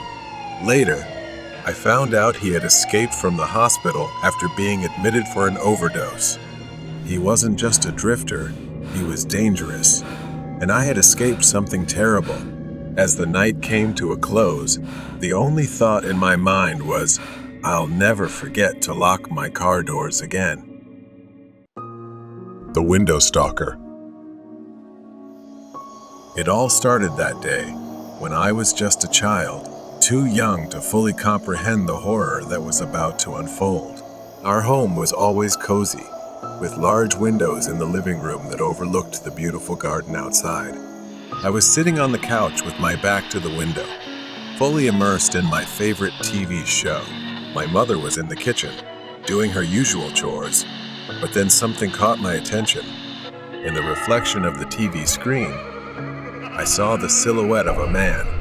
I could see him through the glass, standing motionless in the garden behind me. I thought it was probably my dad, so I didn't turn around. I called out, "Horror story about a truck driver." As soon as I said that, I saw my mom freeze and then rush into the living room. When my mom saw the figure standing outside the window, her face went blank. I had never seen her look so terrified. I turned around. There he was, a stranger, a scruffy man with wild eyes, just standing there staring at us with a sick, twisted grin. He didn't seem to care that he had been spotted. He just smiled wider, almost enjoying the fear he was causing in my mother and me. Without hesitation, my mom yelled, threatening to call the police if he came closer, but I could sense her fear. And then he said something that still chills me to this day. He growled through the glass with a menacing voice, "If you touch that phone, I'll break this window, and neither of you will be safe." My mom hesitated, torn between calling for help and protecting me, unsure of what to do next. His eyes flared with anger as he fumbled with something inside his coat. And then, in the blink of an eye, he lunged toward the back door. I heard him pounding on it, frantically rattling the doorknob. Thank God it was locked. His frustration turned into rage. He screamed, demanding to be let in, threatening that if he got inside, he wouldn't spare us. I was too young to fully grasp the danger we were in. My mom grabbed me, pulling me off the couch, and we ran upstairs. We didn't stop until we reached the top floor, and that's when I saw my uncle, my mom's younger brother. My uncle was standing in the hallway, headphones on, completely unaware of the chaos downstairs. He was a big, muscular man, the kind you wouldn't want to mess with. He used to compete in boxing matches and had won several trophies. My uncle, confused, asked, "What's going on?" as my mom frantically explained. And just as she finished, we heard the man's voice again, coming from downstairs. His voice echoed through the house, saying, "The boogeyman is coming to get you." Those words were etched into my memory. My uncle heard it and told us to lock ourselves in the bathroom and call the police. My mom pulled me into the bathroom, locked the door as instructed, and called 911. I could hear the man downstairs, his voice growing more erratic. Then, the sound of glass shattering echoed throughout the house. My mom and I held our breath, frozen in fear, waiting for what felt like an eternity for something to happen. We waited and prayed that it was over. Footsteps echoed up the stairs. We braced ourselves, fearing the worst. My uncle slowly stepped out of his hiding spot, waiting for the perfect moment to tackle the man, relying on his sharp reflexes as a seasoned boxer. He didn't hold back and swiftly disarmed the man. My uncle saved us. The door swung open, and the police arrived just in time, securing the situation. They arrested the man and informed us that he was a dangerous criminal they had been hunting for some time. That day changed everything. My mom never felt comfortable being alone again and always looked over her shoulder at the windows. If it hadn't been for my uncle, I don't know what would have happened. I still shudder when I think about it. Abandoned house invaded. Behind my house, there is a large but old and decaying building. It no longer resembles a home. It now looks more like an abandoned house. It has been vacant for decades, or so my parents said. But every time I passed by, I would unmistakably hear the sound of electricity crackling from inside. It made no sense.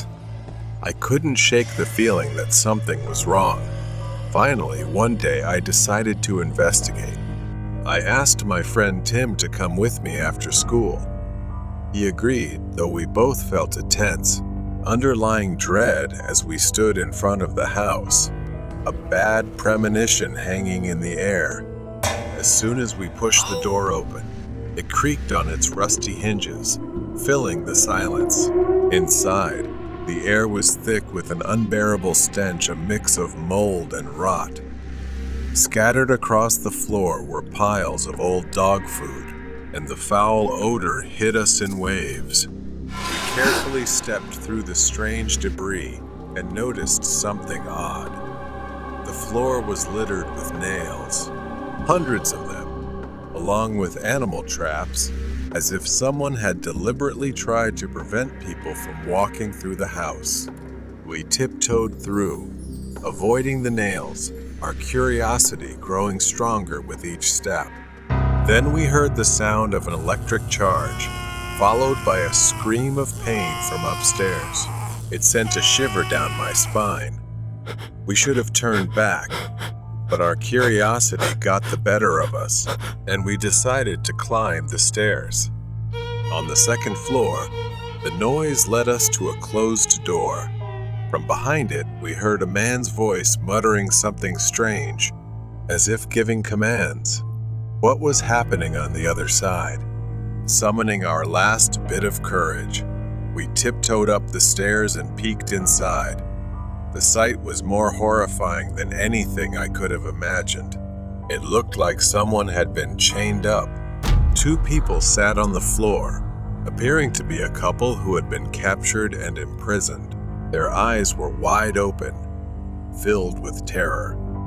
A man stood before them, holding a stun gun, threatening them to follow his commands. For a moment, the room fell silent as the two people stared at us in disbelief.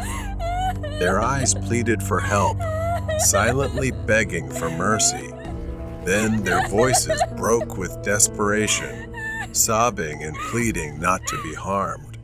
The man panicked, shouting at them to be quiet while violently beating them with the stun gun.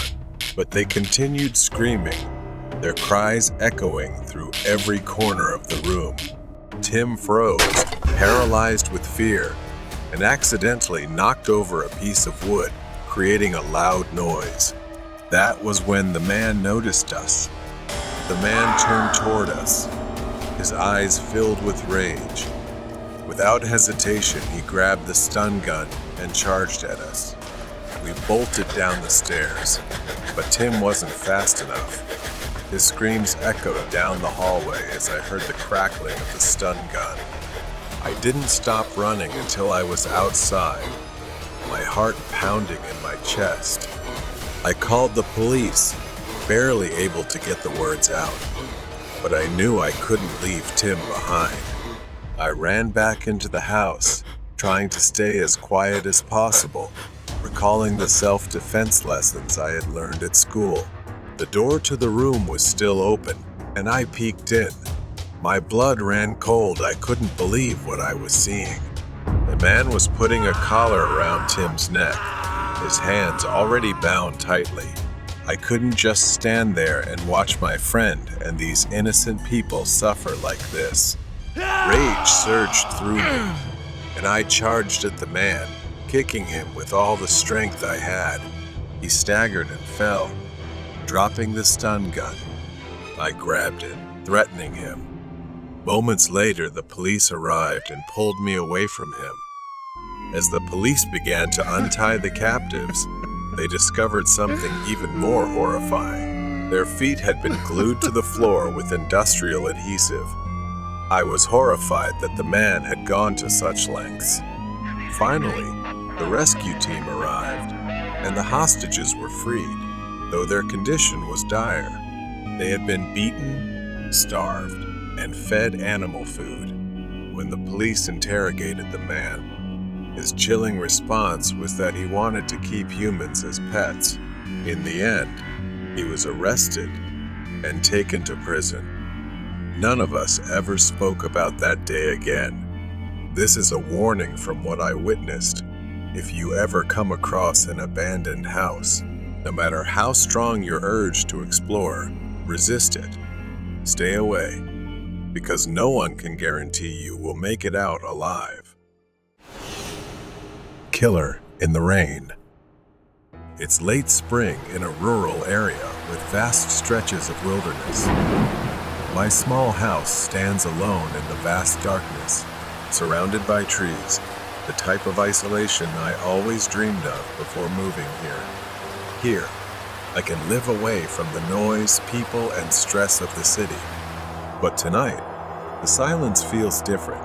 Heavy rain has been pouring for days. I should have found this isolation peaceful, but tonight, it feels suffocating. I'm sitting on an old couch, watching TV, and listening to the rain pounding on the roof, a soothing sound that usually makes evenings pass peacefully. I enjoy staying home on rainy weekends like this, far away from the world. Around 6 or 7 in the evening, I suddenly heard a knock at the door. At first, I thought it was the wind, but it wasn't. Another knock, this time louder. I hesitated. Visitors were rare here. It was strange for someone to show up without calling first. Grabbing a flashlight, I walked toward the door, my heart already starting to race. When I opened the door, heavy rain poured down, and the damp cold hit my face. Standing in the pouring rain was a man, soaked and shivering. He wasn't anyone I knew, just a stranger. He told me he was camping in the nearby woods and had run into trouble. He needed a place to stay, just for the night. His voice was pleading, but something about him made me uneasy. I handed him my phone to call for help so he could get a ride to town, as I didn't feel safe. But he refused, insisting he only needed shelter for the night. I felt uncomfortable, the rain pouring down on both of us. His insistence made me even more suspicious. I bluntly told him he couldn't stay here. After pausing for a moment, he turned and walked down the dirt path leading back to the woods. I watched him disappear into the trees, his figure fading into the rain. I locked the door immediately, still feeling uneasy. I tried to shake off the strange encounter, telling myself I did the right thing. There was no way to know if he was dangerous, especially in such a remote place. The rain kept falling, and I sat back down on the couch, trying to focus on the TV. But my mind kept drifting back to that knock at the door. After 2 hours, I noticed something, a faint orange light shining through the curtains at the back of the house. I haven't checked the window in a while, but now there's something outside. I stood up and pulled the curtain aside. Through the rain and mist, I saw it far off in the woods behind my house, a small flickering campfire beneath a tree. Despite the heavy rain, the fire was still burning. There was a figure in the rain, but I couldn't make it out. That uneasy feeling turned into fear. Could it be him again? Why had he returned? And what was he doing out there, just standing near my house in the pouring rain? I picked up the phone and called the police. I didn't care if it took them an hour to get here. I needed someone to ensure he was gone. After the call, I glanced out the window again. The fire was still burning, but the figure had vanished. Panic surged through me. I rushed to the front window and saw him, the man from earlier, walking by with a rifle slung over his shoulder. He was heading toward the house, toward me. I staggered toward the closet in the hallway, my hands shaking as I grabbed the handgun and rubber bullets. I had bought it for protection, but I never really thought I would need it. I didn't want to hurt anyone. I pressed myself against the wall, listening to the man pounding on the front door. This time it was harder, as if he was hitting it with the butt of his rifle. I had to do something. I couldn't let him in. I yelled that I had a gun and I called the police. I stood still, gun in hand, straining to hear any sign of movement. Moments stretched on, and finally, after what felt like an eternity, I looked through the peephole.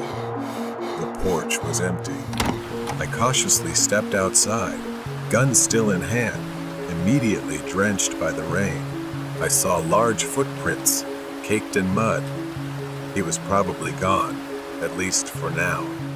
About an hour later, the police arrived and searched the area with flashlights. When they got to the campfire, they found something I hadn't expected. A rough canvas bag, half buried in the mud, covered in wet earth. They dug it up and opened it. Inside they found knives, zip ties, gloves, and rope.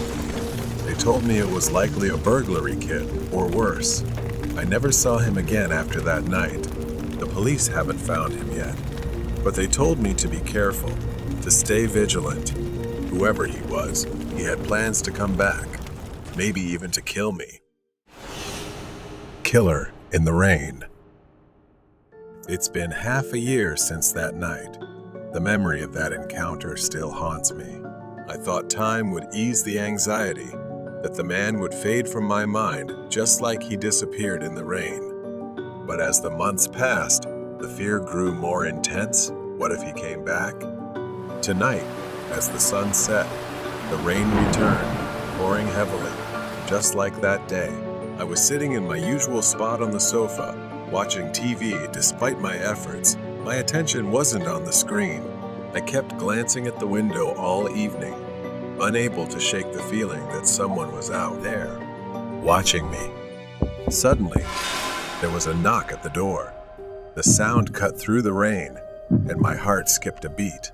Could it be happening again? I cautiously opened the door, but this time I was prepared. My hand resting on the pistol I had placed in the nearby drawer, ready for a moment like this. The porch was empty, except for the relentless sound of rain hitting the ground. But just as I was about to close the door, I noticed something. Footprints. Someone had been here, fresh and muddy, still sticking to the porch. I went back inside and locked the door. I grabbed my phone and called the police, explaining that I thought it was the same man who had tried to harm me years ago, and he was back. They said they'd send someone, but I had no idea how long it would take. For now, I was on my own. The rain continued, growing heavier by the minute, the wind picking up as well. I paced the living room, glancing out the window every so often. That's when I saw a flash of light deep in the woods. I realized I couldn't wait for the police to arrive. I had to confront him before he made his move. Panic welled up inside me, but this time, I reminded myself not to lose my composure. I grabbed a flashlight and my pistol, threw on a jacket, and headed out the back door. The rain drenched me the moment I stepped outside. I followed the flickering light deep into the woods. My flashlight cut slowly through the night as the muddy ground made every step feel heavy, not just from the mud, but from my hesitation to venture further. I continued on. As I ventured deeper, my steps became slower and more cautious. Then I crouched behind a tree to get a better look. It was him, unmistakable with the scar on his face. He was there, standing by the fire, his back to me. And in his hand was something different this time, not a rifle, but an axe. I froze, my heart pounding in my chest. The rain sizzled on the fire. I didn't know what he was doing, pacing back and forth, muttering to himself as if planning something. Suddenly, he stopped and turned toward my house. My house. He started walking, a strange smile spreading across his face. At first, he walked slowly, but then his pace quickened, the axe swinging in his hand as if he were preparing for a bloody hunt. He approached the house. I didn't have time to think he only had an axe after all. I pulled out my pistol and stepped out from behind the tree, shouting for him to stop, but he didn't stop. He kept walking, eyes fixed on my house, as if I weren't even there. I fired a warning shot into the air. The sharp sound cut through the rain and thunder. He stopped. For a moment, everything was still, as if the world itself held its breath. Then he turned to face me, cold, empty eyes and that twisted, horrifying smile. He raised the axe above his head. Before I could react, he charged. I fired twice. One shot missed, but the other hit his leg. He staggered, like a zombie, but still got up, the axe still raised. I shot again, this time hitting him in the shoulder. He dropped the axe, collapsing to the ground with a pained scream, unable to bear it anymore. Rain poured down on both of us, the fire flickering wildly in the wind.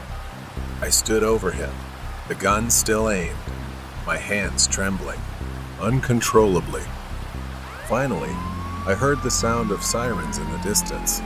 The police were coming. They surrounded the man, disarmed him, and pulled him to his feet. He glared at me as they dragged him away, his eyes filled with hatred. I returned to my house, locking the door behind me, and collapsed onto the sofa. The rain continued outside, but it no longer felt suffocating. For the first time in a long while, I finally felt truly safe. Mysterious driver in the desert. Gavi was driving down an empty desert highway, stretching for miles, barren and silent. He had been driving for hours. The only sound was the crackling of his car's radio, which seemed to be breaking down, with only static and the occasional country tune. This was one of the rare times Gavi passed through here. He glanced at his dashboard map. No towns, no gas stations for miles, just an empty, desolate road. As Gavi approached a small hill on the road, he felt a sense of relief. The slight slope broke the endless flatness, providing a brief change. But as he went downhill, something caught his attention in the distance. At first, he couldn't tell what it was. Just a shape, a dark figure faintly illuminated by the moonlight. But as he got closer, the figure took form a person standing on the side of the road. Gavi slowed down, squinting to get a better look. It was a woman, standing alone in the middle of nowhere. She wore a long white dress and had pale skin.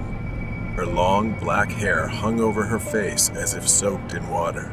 Gavi muttered, wondering what she was doing out here. There was nothing for miles. No cars, no houses. How did she even get here? Gavi slowed the car further, considering whether to stop. Maybe she was lost. But as he got closer, something sent a chill down his spine.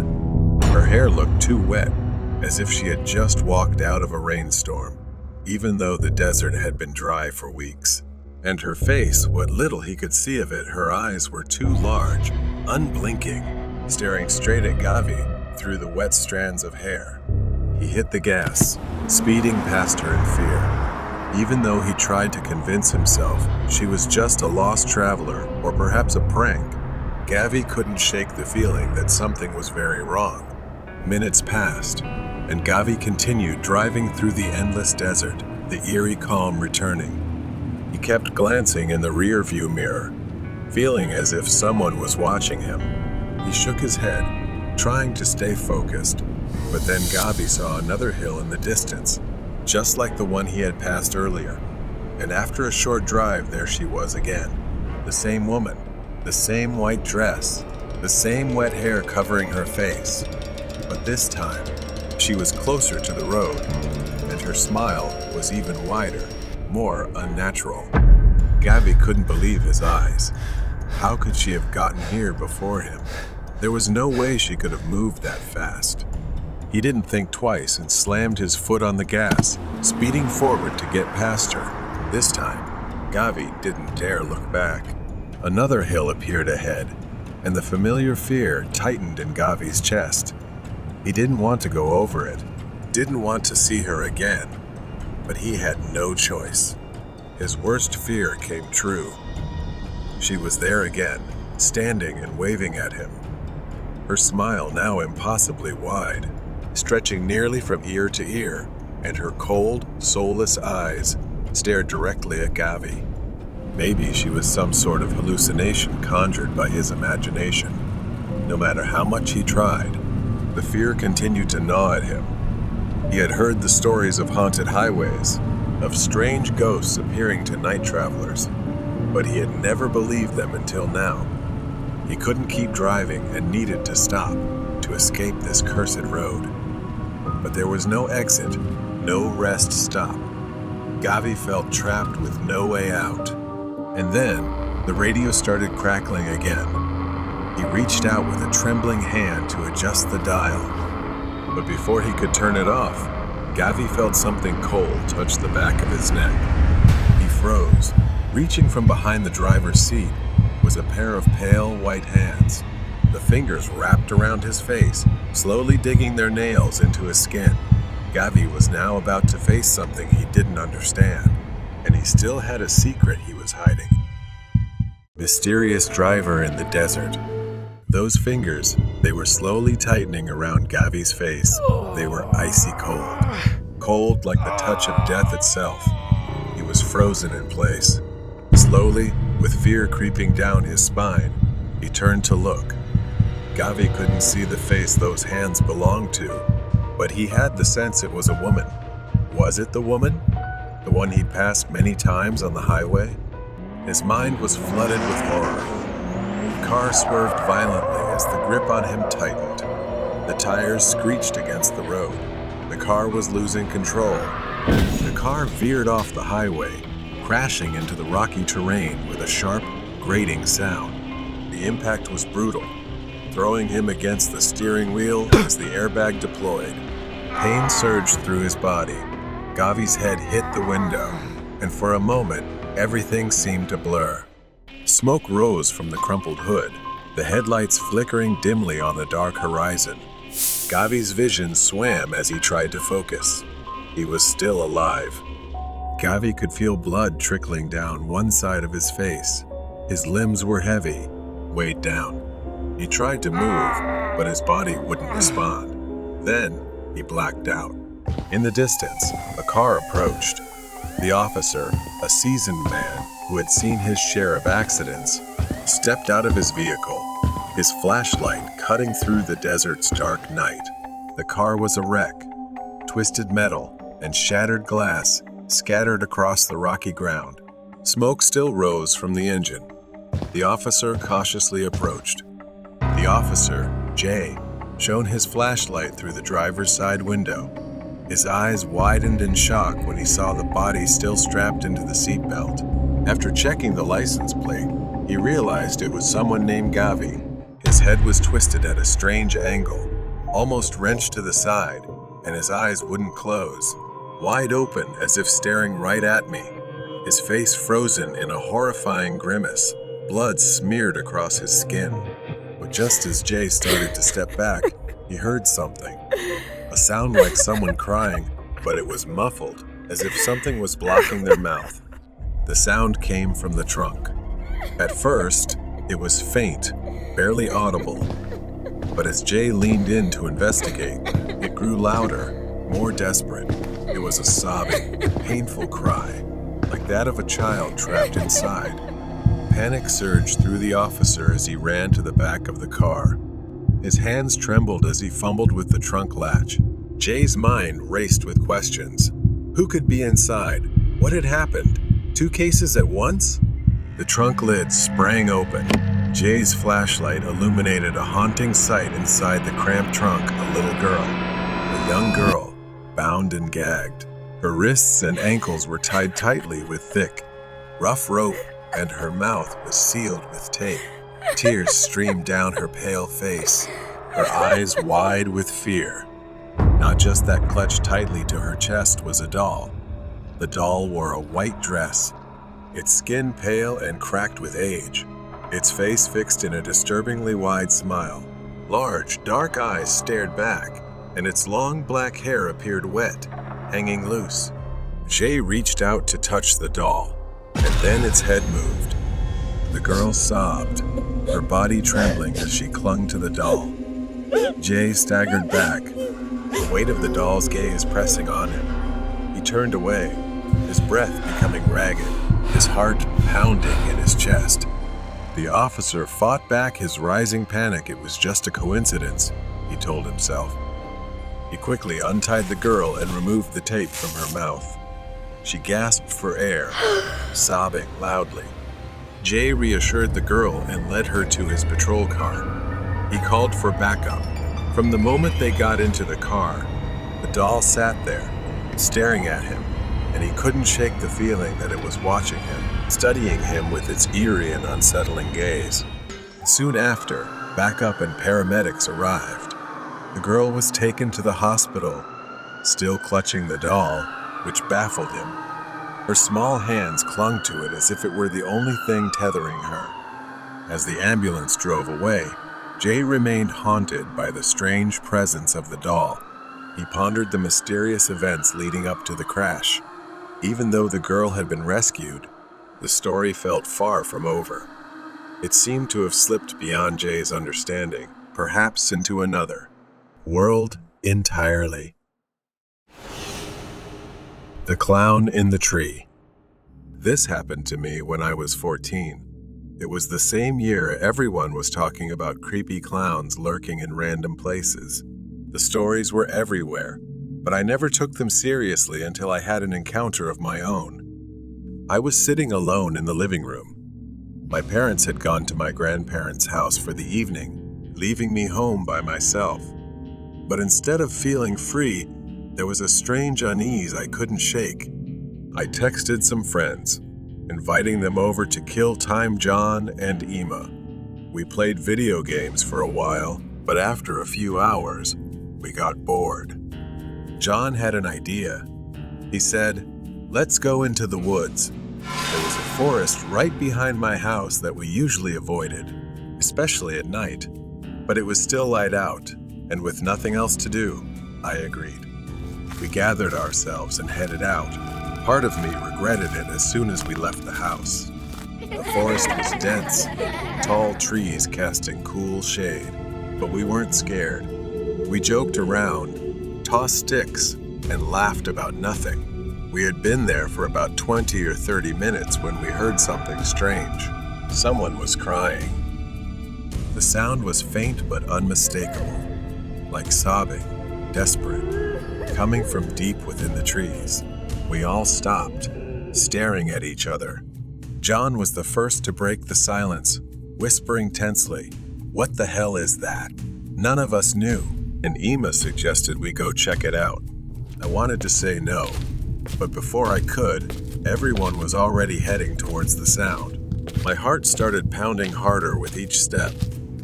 Something felt wrong, like we were walking into a place we shouldn't.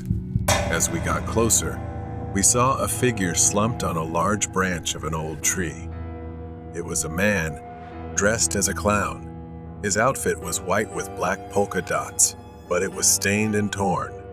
He wore a black wig, but it was messy, and his makeup was smeared by what looked like tears. He just sat there, quietly crying. John, being the idiot he was, yelled, "Hey, you idiot! Why are you crying up there?" A chill ran down my spine, and I instantly turned to John, telling him to shut up. But it was too late. The clown looked down at us, his tear-streaked face twisting into a smile. His lips curled upward, but it was hollow, as if he was trying to express something through invisible pain. And then I saw it, his hand, gripping a large machete, the blade covered in what looked like blood. We were frozen.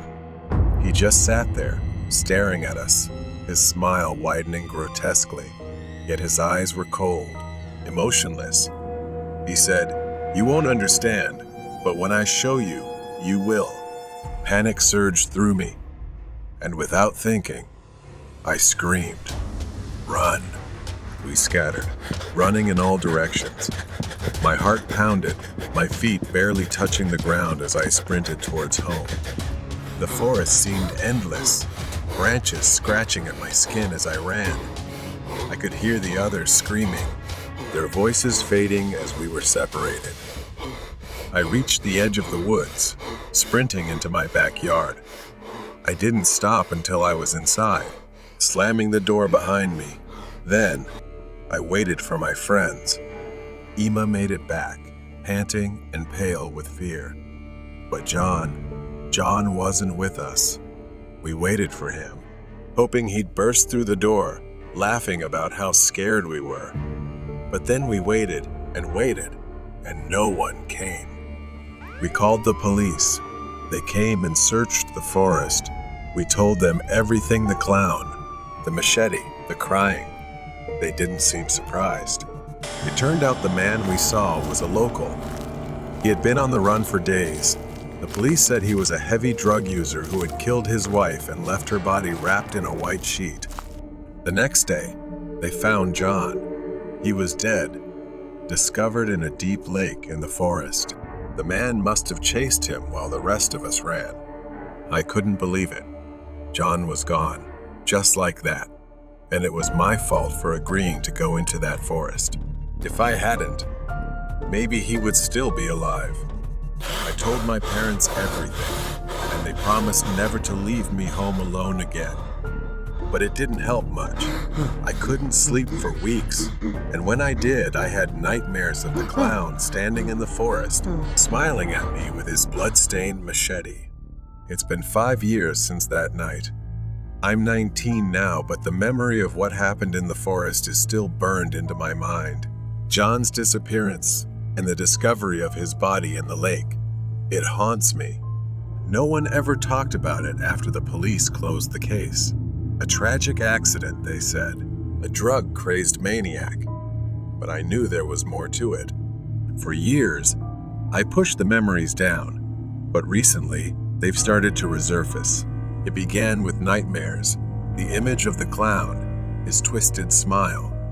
But lately, it's been more real, as if he's not just in my dreams anymore. Something is coming for me. I've started feeling like I'm being watched again, just like back then. And tonight, I swear I saw him, standing at the edge of the forest behind my house, staring at me. I grabbed a flashlight, pepper spray, and a taser. I don't even know what I was thinking, but I couldn't sit here, paralyzed by fear anymore. The only way to end this is to go back to where it all started. The air was thick with silence as I stepped outside, the flashlight casting weak beams through the trees. The moment I entered the forest, each step felt heavier than the last, as if the woods themselves were pulling me deeper into the darkness. I didn't know where I was going, but my legs seemed to remember the way. Soon enough, I found myself back at the place where we had first seen the clown crying. Suddenly, the rustling of leaves shattered the silence. I froze. The sound of snapping twigs grew closer. I slowly turned around. The flashlight shook in my trembling hands, illuminating a figure perched on a branch, whistling. It was him. He looked just like before, his white clothes smeared with dirt and something darker dried blood. His black wig was still a tangled mess. He just sat there, staring, holding the machete. The clown tilted his head, his smile twisting even more as he jumped down effortlessly, walking slowly, deliberately toward me. He said, "Welcome back." I was so angry I almost cried, yelling that I knew what he had done to John. The clown's smile faded, replaced by a fake look of pity. "You don't understand," he whispered. "I didn't kill him. He chose it." I shook my head, backing away. His words. When I ran, I remembered seeing John hesitate, standing still. He didn't seem scared, more like mesmerized. And what he said before we ran into the woods, he looked sad, doesn't he? I snapped back to reality as the clown got closer, saying that when it was my turn, I'd understand. His words hit me like a punch. I stumbled backward, tripping over a fallen branch. The flashlight slipped from my hand, flickering as it rolled across the ground. Darkness enveloped me, and I reached to grab it, but the clown's footsteps were closer now. I looked up and saw him towering over me, raising the machete. I pulled the pepper spray from my pocket and sprayed it. He staggered for a moment. But then I heard a voice that sounded like John's. "Alex, you need to leave." I don't know how. I didn't look back at the clown. I just ran. His laughter echoed behind me. Suddenly, I was standing in my backyard, alone. The forest was quiet now, the house dark and still. I rushed inside and called the police, convinced he was still out there. When the police arrived this time, he was there. They found him crouched near the lake, clutching the machete. His clothes were soaked in blood and dirt. He didn't resist when they approached. Later, they interrogated him for hours. The clown believed he was chosen to lead people to the other side. The police dismissed it as the ramblings of a madman. But even then, I knew something darker was at play. Run away from strangers. The grocery store sat in the middle of a vast, empty parking lot, bathed in the faint glow of streetlights. It was 2 a.m. The store was closed, and the eerie quiet surrounded it. The night was still, until a soft tapping on the glass echoed in the darkness. I was the night shift manager here. Usually, things were calm, and nothing happened. It was just me, stocking shelves during the quiet hours while the outside world slept. I had been working non-stop since my shift began at 10 p.m., trying to get everything done. My focus was broken when I heard the faint tapping. It was coming from the front of the store. I left my cart and headed toward the sound. Through the large glass windows, I saw him, a man. He was leaning against the glass, trying to peer inside. His clothes were tattered, his face expressionless, with a hollow, vacant look in his eyes. He saw me the moment I came into view. I approached the glass door. I asked him what he wanted. He demanded I open the door. His face was emotionless, no hint of a smile, just cold eyes staring at me. I told him the store was closed and that he couldn't be here. As I turned to walk away, a loud bang startled me. The man's fists were pounding on the glass, over and over, each strike louder and angrier than the last. My heart raced. This guy wasn't just a harmless drifter. I pulled out my phone, showing him I was ready to call the police. Only then did he back off, his eyes still locked on me, filled with rage. Slowly, he stepped back into the shadows of the parking lot. The tension in me eased slightly. He was gone. I put my phone away and tried to focus back on my work. 15 minutes passed. The tapping, the pounding, the man, all of it faded from my mind as I immersed myself in stocking the shelves. But then I heard it, the sound of metal breaking, like something being torn apart. I abandoned the stroller and ran forward, fear rising. My heart sank when I saw the glass door slightly open. The lock, the only thing that kept the door secure, was missing. Fear gripped me as I realized what this meant. I need to go to the office, call the police now. I turned to run for the office, but I froze in place. Standing not far from me, blocking my path, was the man. His expression hadn't changed, still cold, still lifeless, filled with rage. I don't think anything. I just run. I burst through the door, the man right behind me. Suddenly, a beat-up van screeched into view, speeding toward the front of the store. It swerved dangerously, nearly hitting me as it stopped, my heart pounding in my chest. I moved forward, running past the van, but then everything flipped upside down. A sharp pain suddenly exploded at the back of my head. My body lurched forward as I fell to the ground. I didn't even have time to process what had happened before the world started fading. I felt hands grabbing me, roughly lifting me off the cold pavement. My vision blurred. darkness closing in, and the last thing I remembered was the roar of the van's engine and the sensation of being dragged inside. I woke up with a throbbing headache, my wrists tightly bound behind me. The van bounced and swayed as it sped down an unfamiliar road. My mind was foggy, disoriented. For a moment, I didn't know where I was. Then it all came rushing back. I started to string it together. Man, the truck. Perhaps I was kidnapped by him. My heart raced as I realized I needed to act, and fast. I glanced around. Inside, it was pitch black, but I could make out a pile of old tools, a rusted toolbox, and some scattered metal pieces on the floor. I twisted my wrists, testing the ropes. They were tight, but I could feel a slight give, just enough to give me hope. I could hear the driver muttering to himself up front. His voice was low, angry. This wasn't over. I took a deep breath, calming the panic rising inside me. I needed to think, and I needed to get out. I inched closer to the toolbox, my fingers searching for anything sharp. It was hard, but I found a small, jagged piece of rusted metal. I awkwardly twisted my hands, rubbing the metal against the ropes. My heart pounded with every noise the van made, every bump in the road that might expose me, each one painful enough to make me want to scream. Suddenly, I felt the ropes loosen. A few more scratches and they snapped. My wrists were free, but I couldn't move too quickly. I glanced toward the front seat, where I could see the back of the driver's head. He hadn't realized I was awake yet. I noticed the door latch wasn't locked. I needed a plan. The van slowed as it made a sharp turn onto a dirt road. This was the moment I'd been waiting for. Taking a deep breath, I yanked the back door open and jumped into the night.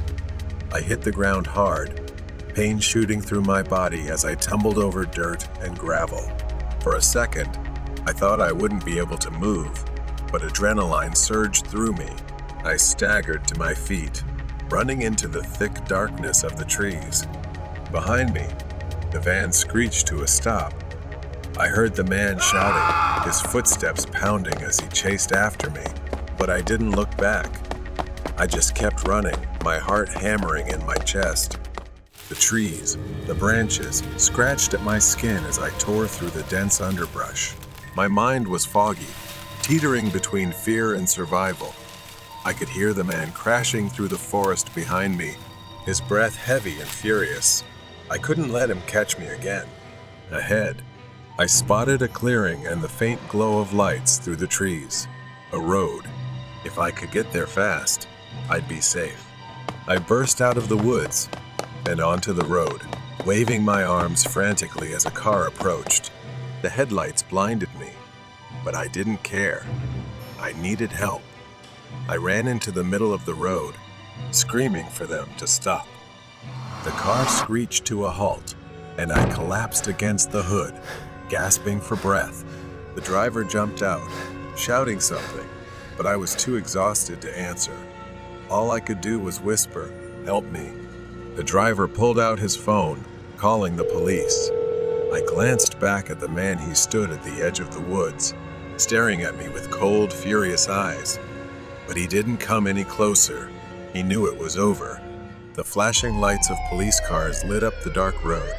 Officers surrounded the van. The man already in handcuffs not far away. His face was cold, blank, disturbingly empty. I sat on the curb, still trembling, wrapped in a blanket the police had given me. The world felt strange, like a nightmare I couldn't wake from. But I was grateful, lucky to be alive. I was free. The police assured me that he'd be locked away, that he wouldn't hurt anyone else. But the thought still lingered in my mind. What if I hadn't escaped? What if I hadn't been fast enough? As the first light of dawn crept over the horizon, I stood by the car, watching the police take the man away. The fear was still there, clinging to the edges of my mind, but I knew I had survived. I had been lucky to survive the night shift. The troublemaker at Starbucks. Lai had just graduated from college and found a temporary job, which left her struggling to find a place to live. Lai rented a small apartment near a Starbucks, where she worked as a barista. Starbucks was a hangout spot for local musicians and artists, the kind of crowd who knew their coffee. It stayed open until midnight, sometimes even later on weekends. Lai worked the night shift, a shift most employees weren't fond of. The pay was decent, though not great, but the shifts were quiet. However, there was always something unsettling about the empty cafe late at night, especially toward closing time. She spent most of her time cleaning and making coffee to keep herself busy. Nick, a friend of Lai's, would sometimes drop by to keep her company. He knew everyone who worked there. But one summer night, everything changed. Nick wasn't there that evening. He didn't show up because he was attending a friend's wedding, leaving Lai to face the night shift alone. By midnight, she had made only $10 in tips, and the store was almost entirely empty. But she felt grateful that she didn't have to deal with any difficult customers. She went to the back room to fill the mop bucket and started cleaning the floor. The silence was peaceful, but something felt off. Out of the corner of her eye, she saw a shadow pass by the front window. Lai glanced up, but no one was there. She called out, asking if anyone was there, thinking a customer had come in through the back door, but there was no response. After a moment of hesitation, she shrugged, thinking she had imagined it, and went back to cleaning behind the counter.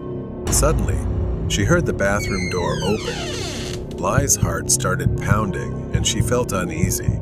She hadn't seen anyone come in, and the store had been completely empty just minutes before. To her surprise, Nick walked out of the bathroom. A wave of relief washed over her, and she smiled, calling out, Nick, what are you doing here? He grinned back at her, saying he had just dropped by after the wedding, but something in his expression had changed. His usual friendly demeanor had turned into something unsettling. She gave an awkward smile, brushing off the strange feeling, and offered him a drink. As she started making an espresso, Lai glanced at him. He was staring at her, his eyes dark and unreadable. Lai tried to act normal and asked him what he was up to. Nick didn't respond. Instead, he pulled something from his pocket, a USB drive. His smile widened as he tossed it onto the counter. She stared at it, confused, asking what it was. Nick leaned in, lowering his voice to a whisper. He said he had recorded something Lai wouldn't want anyone else to see. She didn't understand what he was talking about. He stood up straight, crossing his arms. Nick threatened her about some private conversations she had with her boss. Panic started to rise in her, and she yelled that he was lying.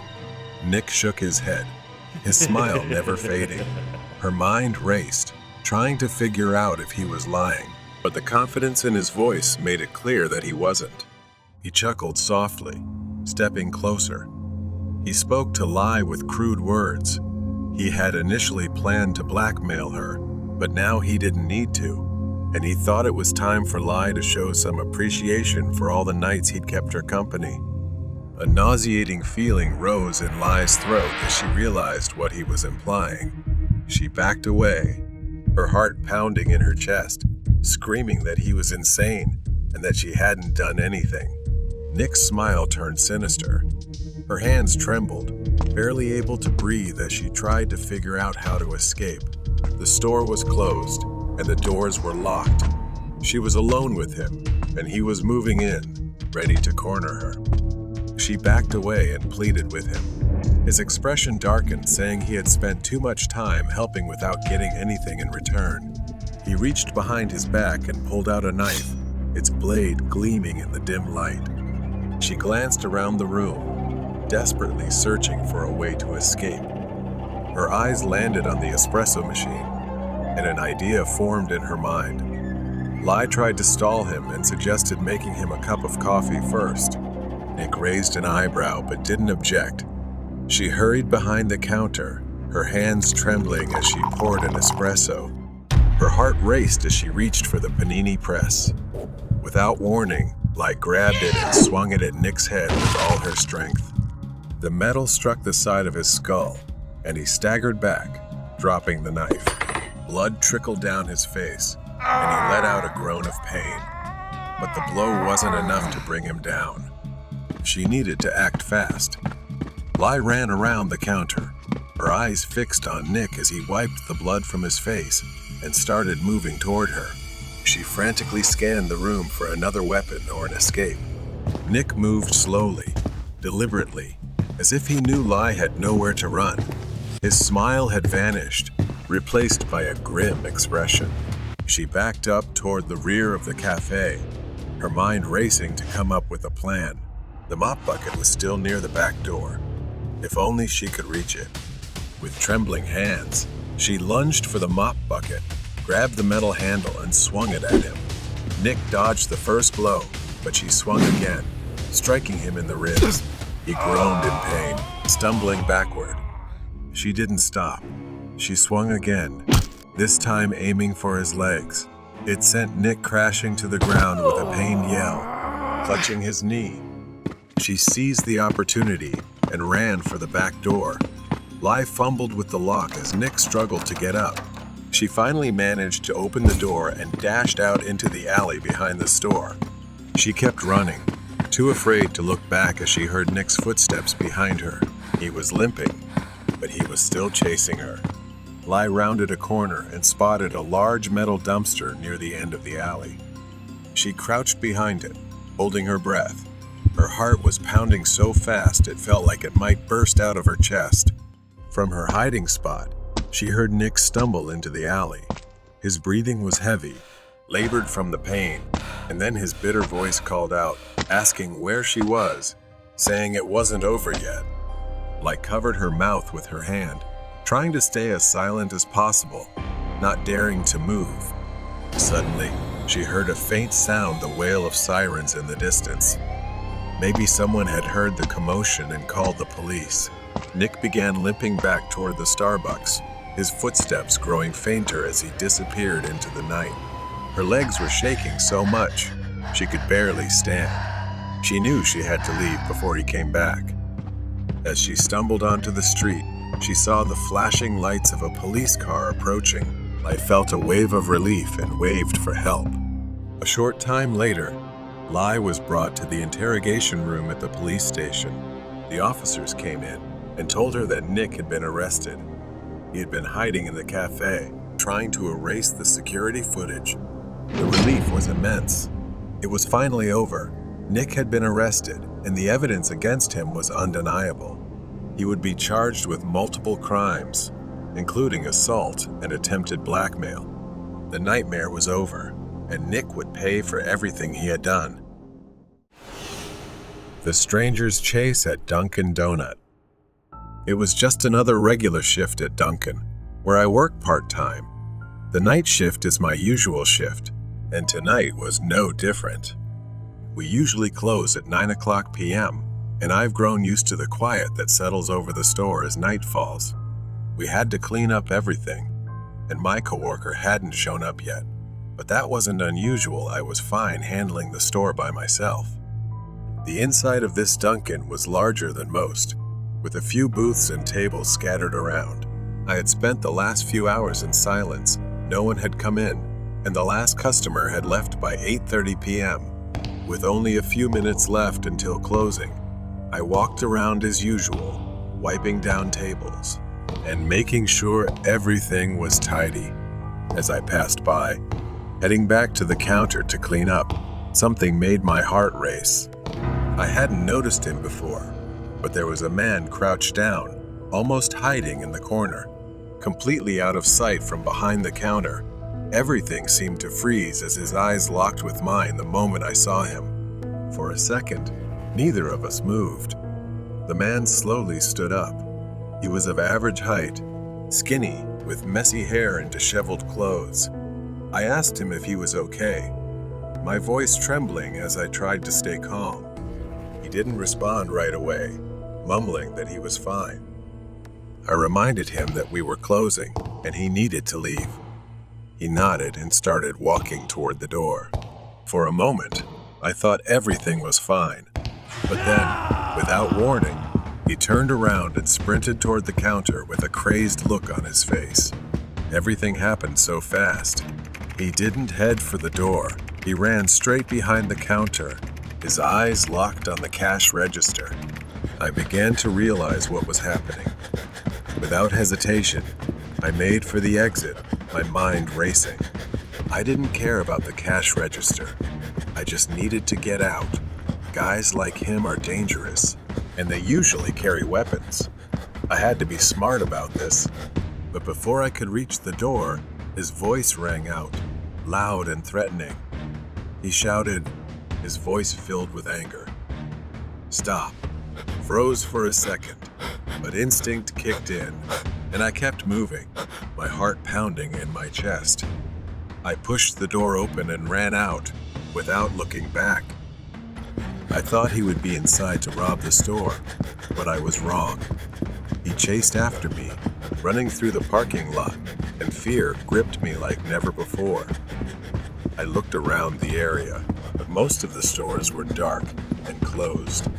I spotted a gas station in the distance, its lights flickering like a beacon of hope.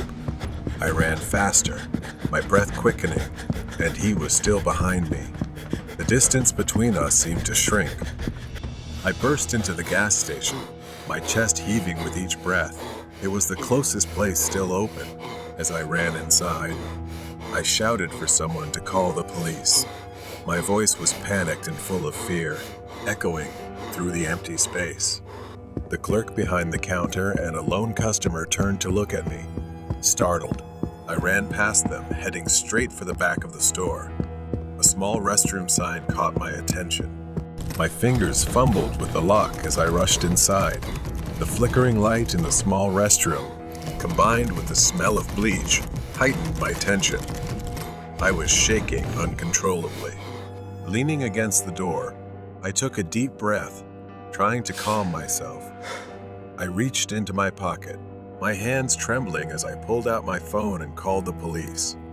The dispatcher reassured me that officers were on their way, but the minutes felt like hours as I waited. I pressed my ear against the bathroom door, listening for any sign of him. Nothing. The silence was suffocating. Was he following me? Was he out there, lurking? I couldn't shake the feeling that something was wrong and that whatever awaited me outside wasn't over. After what felt like an eternity, I slowly unlocked the bathroom door and peeked outside. The gas station was eerily silent.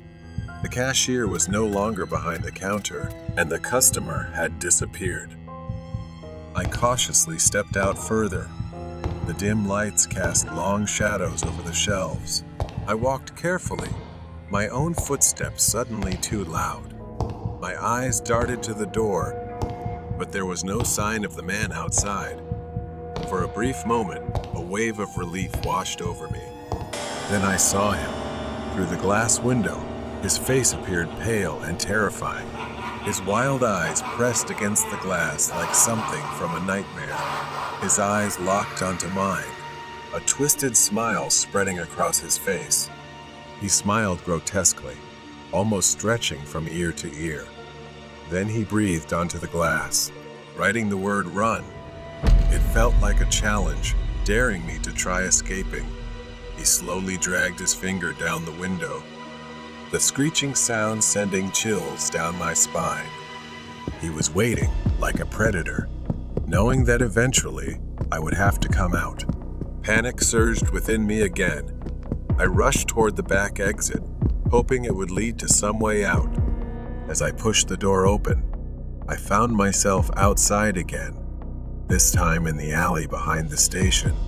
My breath fogged the cold air as I frantically looked around for somewhere to hide. The alley was narrow, with tall brick walls on either side, dark and unwelcoming. A few trash bins lined the path, but it was mostly empty. I had to make a choice. The only way out was forward or back to the gas station, where he might be waiting for me. I didn't have time to think. I started running, my body moving on instinct. As I ran, I glanced over my shoulder, nothing behind me. Still, fear gripped me tightly. This alley too dark, too unknown, leaving me vulnerable to whatever could come. I turned the corner and was met with a dead end. My heart sank as I saw the towering chain link fence blocking my way. I could hear my own breath, ragged and loud, and feel the cold sweat on my skin. Maybe there was no way out. Footsteps echoed behind me. Slow. Maybe he was coming closer. My body froze in place as the sound grew louder, the rhythm unsettling in its calmness. I wanted to run, but there was nowhere to go. My back pressed against the cold brick wall as I realized I had no other choice but to face him. He appeared at the end of the alley, his eyes locked onto mine with that twisted smile. His steps slowed as he moved into the faint light, his shadow stretching unnaturally across the ground. In his hand, he held an iron rod. My heart was pounding in my chest. My legs were shaking. Then he spoke. "You can't run forever." His voice was low, mocking, and dragged the iron bar across the road with screeching sounds. My mind seemed to be spinning. I scanned the alley, desperately searching for anything that could help me. Without thinking, I grabbed a broken brick lying near the trash cans. I knew it wasn't enough to stop him, but I had no other choice. It was all I had. He stopped just inches from me, smirking. "You really think that's going to stop me?" I didn't answer. I didn't need to. As he took one more step toward me, I swung the brick with all my strength. In the moment, he was too focused on taunting me. Turning away smugly, I threw the brick, and it hit him square in the head. For a second, everything froze. He staggered back, the smile vanishing from his face as blood trickled down his forehead. I didn't wait to see what happened next. I seized the moment and ran. I didn't look back. All I could think about was getting as far away as possible. The sound of sirens tore through the night air in the distance. The police were coming, but I didn't stop running. Right then, the screech of tires cut through the air as police cars appeared. 3 patrol cars pulled into the gas station, red and blue lights flashing furiously. I could see the officers jump out, guns drawn, moving with urgency. I tried to shout, trembling as I pointed toward the alley. "He's over there." The officer nodded quickly and signaled to the others. They disappeared into the alley, their flashlights cutting through the darkness as they shouted commands. The man appeared at the mouth of the alley, running toward the parking lot. But this time he wasn't alone. The police were right behind him. His wild eyes darted in every direction as he desperately searched for a way out, but he was surrounded. The police quickly tackled him to the ground. The man struggled violently, his voice twisted with rage, sending chills down my spine. But now, I was truly safe. The flashing lights of the police cars began to fade as I sat on the cold sidewalk, trying to piece together everything that had happened. It was over, but the horror still lingered. The Blonde Girl. This is a story that happened a long time ago when I visited my local library. I have always been drawn to the lonely silence of old libraries. The air inside was heavy with the smell of old paper and dust, and the walls were lined with towering bookshelves that... I remember that I went there to borrow a few educational books. The internet existed at that time, but you couldn't just Google anything you wanted to know. The more conventional method for me was to go to the library and check out books on the subjects I was interested in. Anyway, I drove to the library, which was only about a 5-minute drive from my house. I walked in just as the library was about to close. I thought I was the only one in the library. As I walked through the aisles, my footsteps echoed softly on the wooden floor. The daylight outside was fading, casting long, strange shadows through the narrow windows. The library was quite large, and I headed to the section of books I was looking for. I felt immersed there. The silence was pleasant, only occasionally broken by the rustle of turning pages. I started looking for the best books to borrow. I spent a few minutes browsing and comparing the books. As evening approached, I decided to look at a particularly intriguing book I had found on spirituality, the supernatural, and horror. It was the only one on the shelf, and I picked it up. Some passages of the book talked about a blonde girl who had been brutally murdered, horrifically, by ancient cursed legends.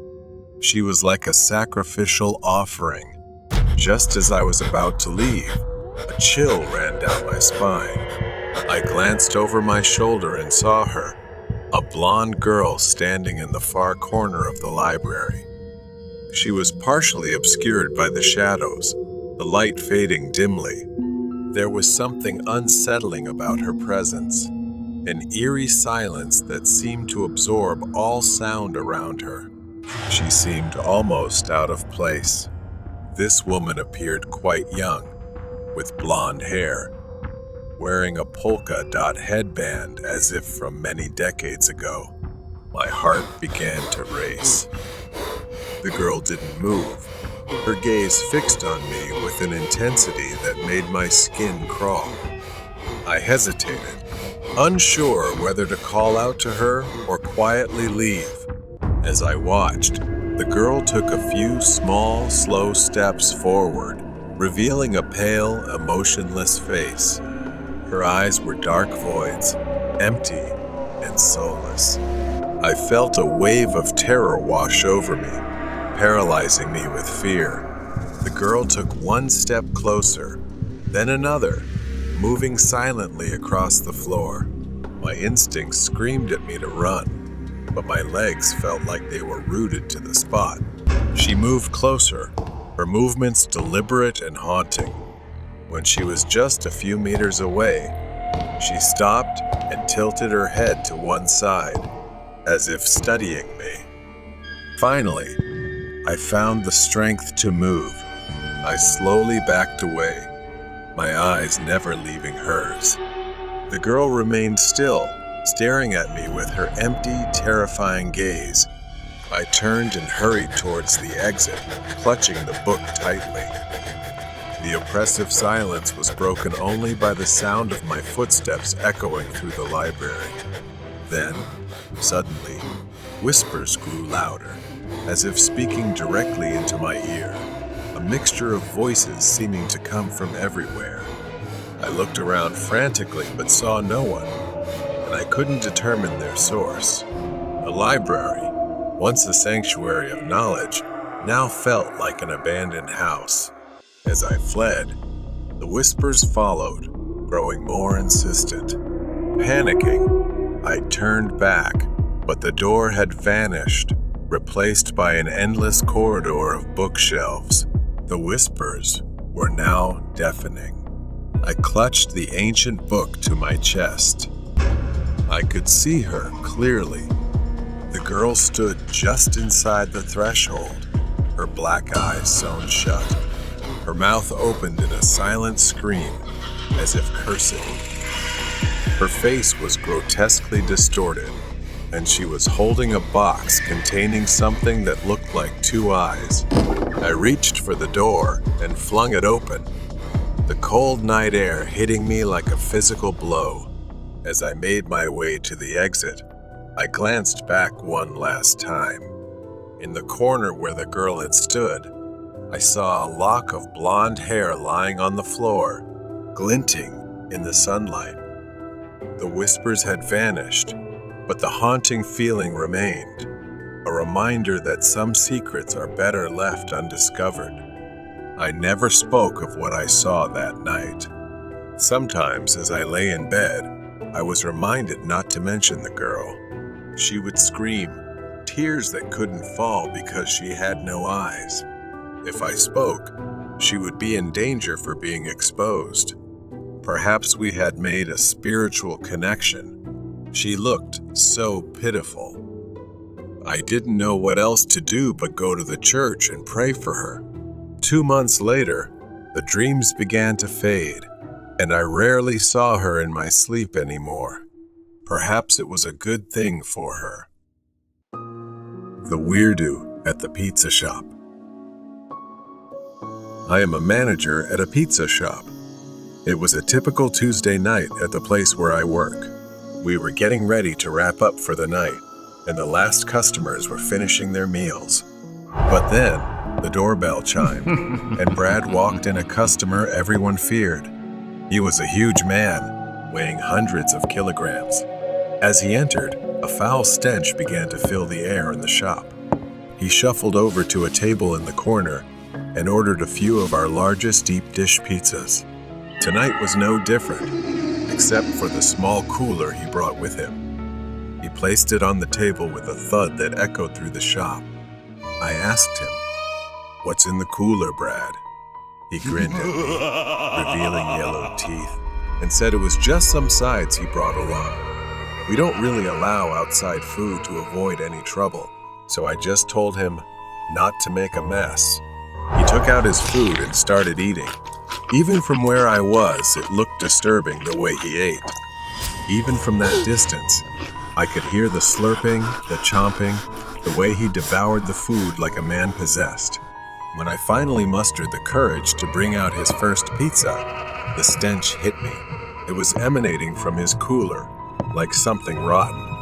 Inside the plastic bags were chunks of meat. I told him he couldn't eat, that it must have gone bad. Then he suddenly took out a grayish lump and started gnawing on it.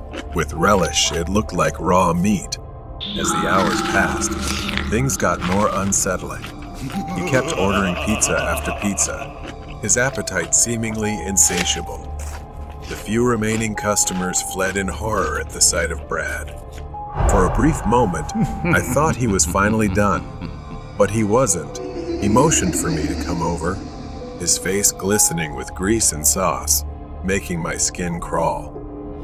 He held up the bag of meat and asked for it to be warmed up. I stepped back, feeling uneasy, but agreed and put it on a tray. I hurried it over to the microwave. The stench filled the kitchen as the microwave started. When it beeped, I hesitated to open it, terrified of what I might find inside. As the steam cleared, I saw an unmistakable shape among the chunks of meat. It was a human ear, shriveled and grotesque. I panicked. I was about to call the police when I heard a scream from the dining area. I rushed out and found Nana, my assistant, clutching her arm, blood streaming down it. She was trembling with pain and fear, saying that Brad had bitten her. I looked over to where Brad had been sitting, and for some reason, he was lying on the floor amid a mess of leftover food. Brad was gasping for air. His shirt had torn open, and his belly was distended in a grotesque way. The buttons on his shirt were slowly popping open. He still tried to crawl toward another slice of pizza, but something was wrong. His belly was swelling, looking like it was about to burst. He collapsed, face first into the pizza, his body convulsing once before going still. His last words were, "So hungry," which sent everyone in the room screaming in terror. I called the police and asked them to handle the situation with Brad. His death was officially ruled as natural causes due to overeating, but I knew the truth. What he had been eating was likely far more horrifying. A lot happened all at once. My shop had to close for several days, and every time I think about it, I feel a chill of horror. Stranger at the campsite. A woman, Lena, in her 20s, stood at the edge of the familiar trail leading to her campsite. Her hiking backpack was slung over her shoulders, and a neatly rolled up tent was strapped to it.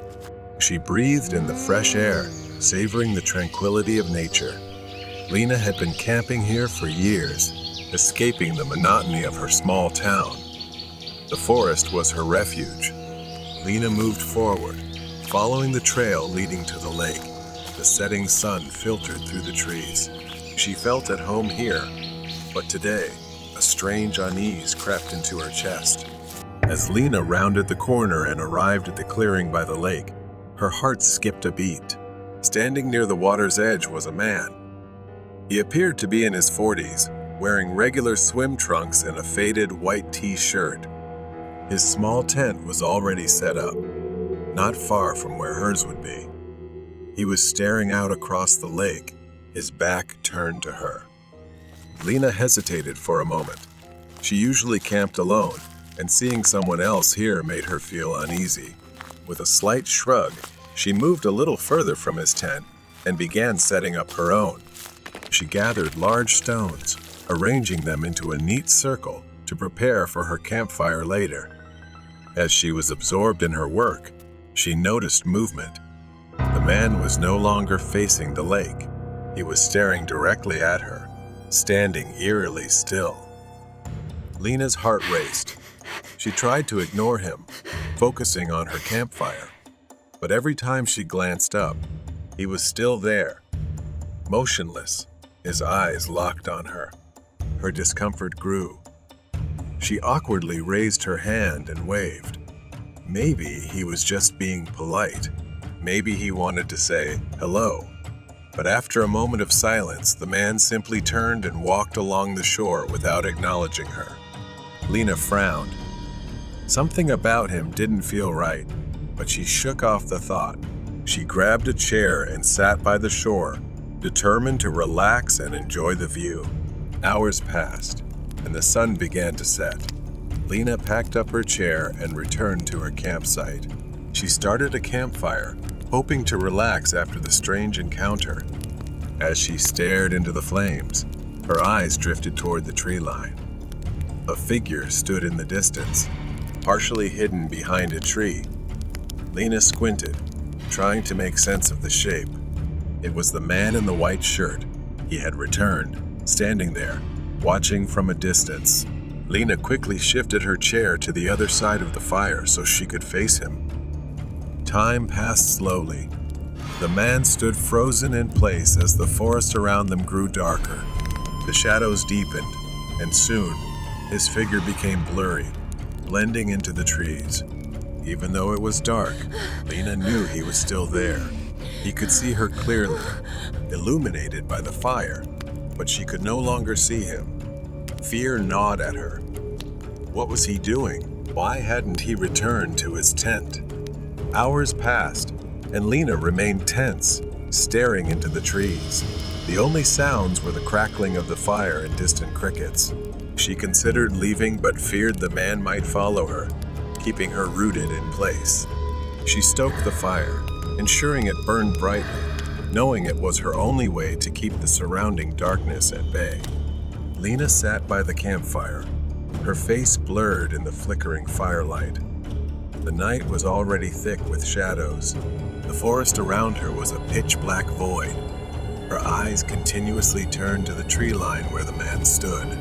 Even though she could no longer see him, she knew he was still out there, following, waiting. Suddenly, a tree branch broke nearby. Lena stiffened, her breath caught in her throat. She looked around her camp, squinting into the darkness. Perhaps he has already arrived. The flames cast long, flickering shadows. Lena couldn't stop imagining shapes moving among the trees.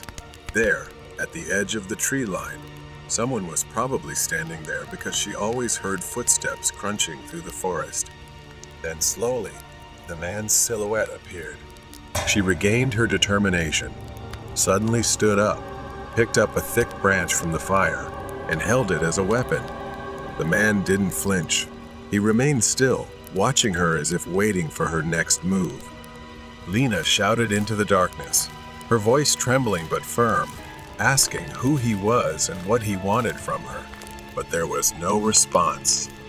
The man tilted his head slightly, as if confused by her defiance. Lena's skin prickled with fear. She gripped the burning branch tightly, and stepped closer to the edge of the campfire, ready to defend herself. But then, without warning, the man turned and walked into the forest. Slowly, cautiously.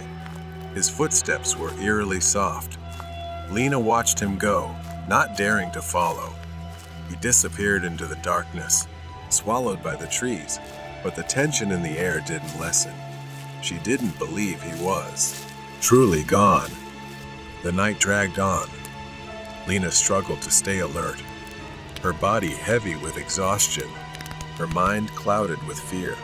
The fire had burned down, casting only a faint light. Despite her best efforts, her eyes began to droop. She couldn't fight it any longer. After only a short while, Lena was startled awake by a faint sound, her eyes snapping open. The fire was nearly out. Only a few embers remained. The air was cold and damp. For a moment, she was disoriented, unsure if she had imagined the sound. But then she heard the faint rustling sound again, this time coming from behind the tent. Lena's heart raced. She stood up slowly, creeping carefully to avoid making any noise. She grabbed a nearly burnt-out branch from the fire, gripping it tightly. She cautiously walked around the tent, following the sound. The rustling grew louder as she approached the back of the tent. Lena tightened her grip on the branch. She took a deep breath and rounded the tent, only to find a squirrel nibbling away. The area behind the tent was empty. Lena frowned, confused. She could have sworn she heard something like footsteps. She returned to the fire, scanning the surroundings. The first light of dawn began to filter through the trees. Lena's body was stiff from sitting for hours, her eyes heavy from the sleepless night. It seemed like she was very lucky. For some reason, the man never returned, and she saw no sign of him for hours. But the insecurity is still there. Lena quickly packed her things, wasting no time. She glanced nervously at the tree line. The forest remained quiet and still, as if the events of the previous night had never happened, and she wished that were true.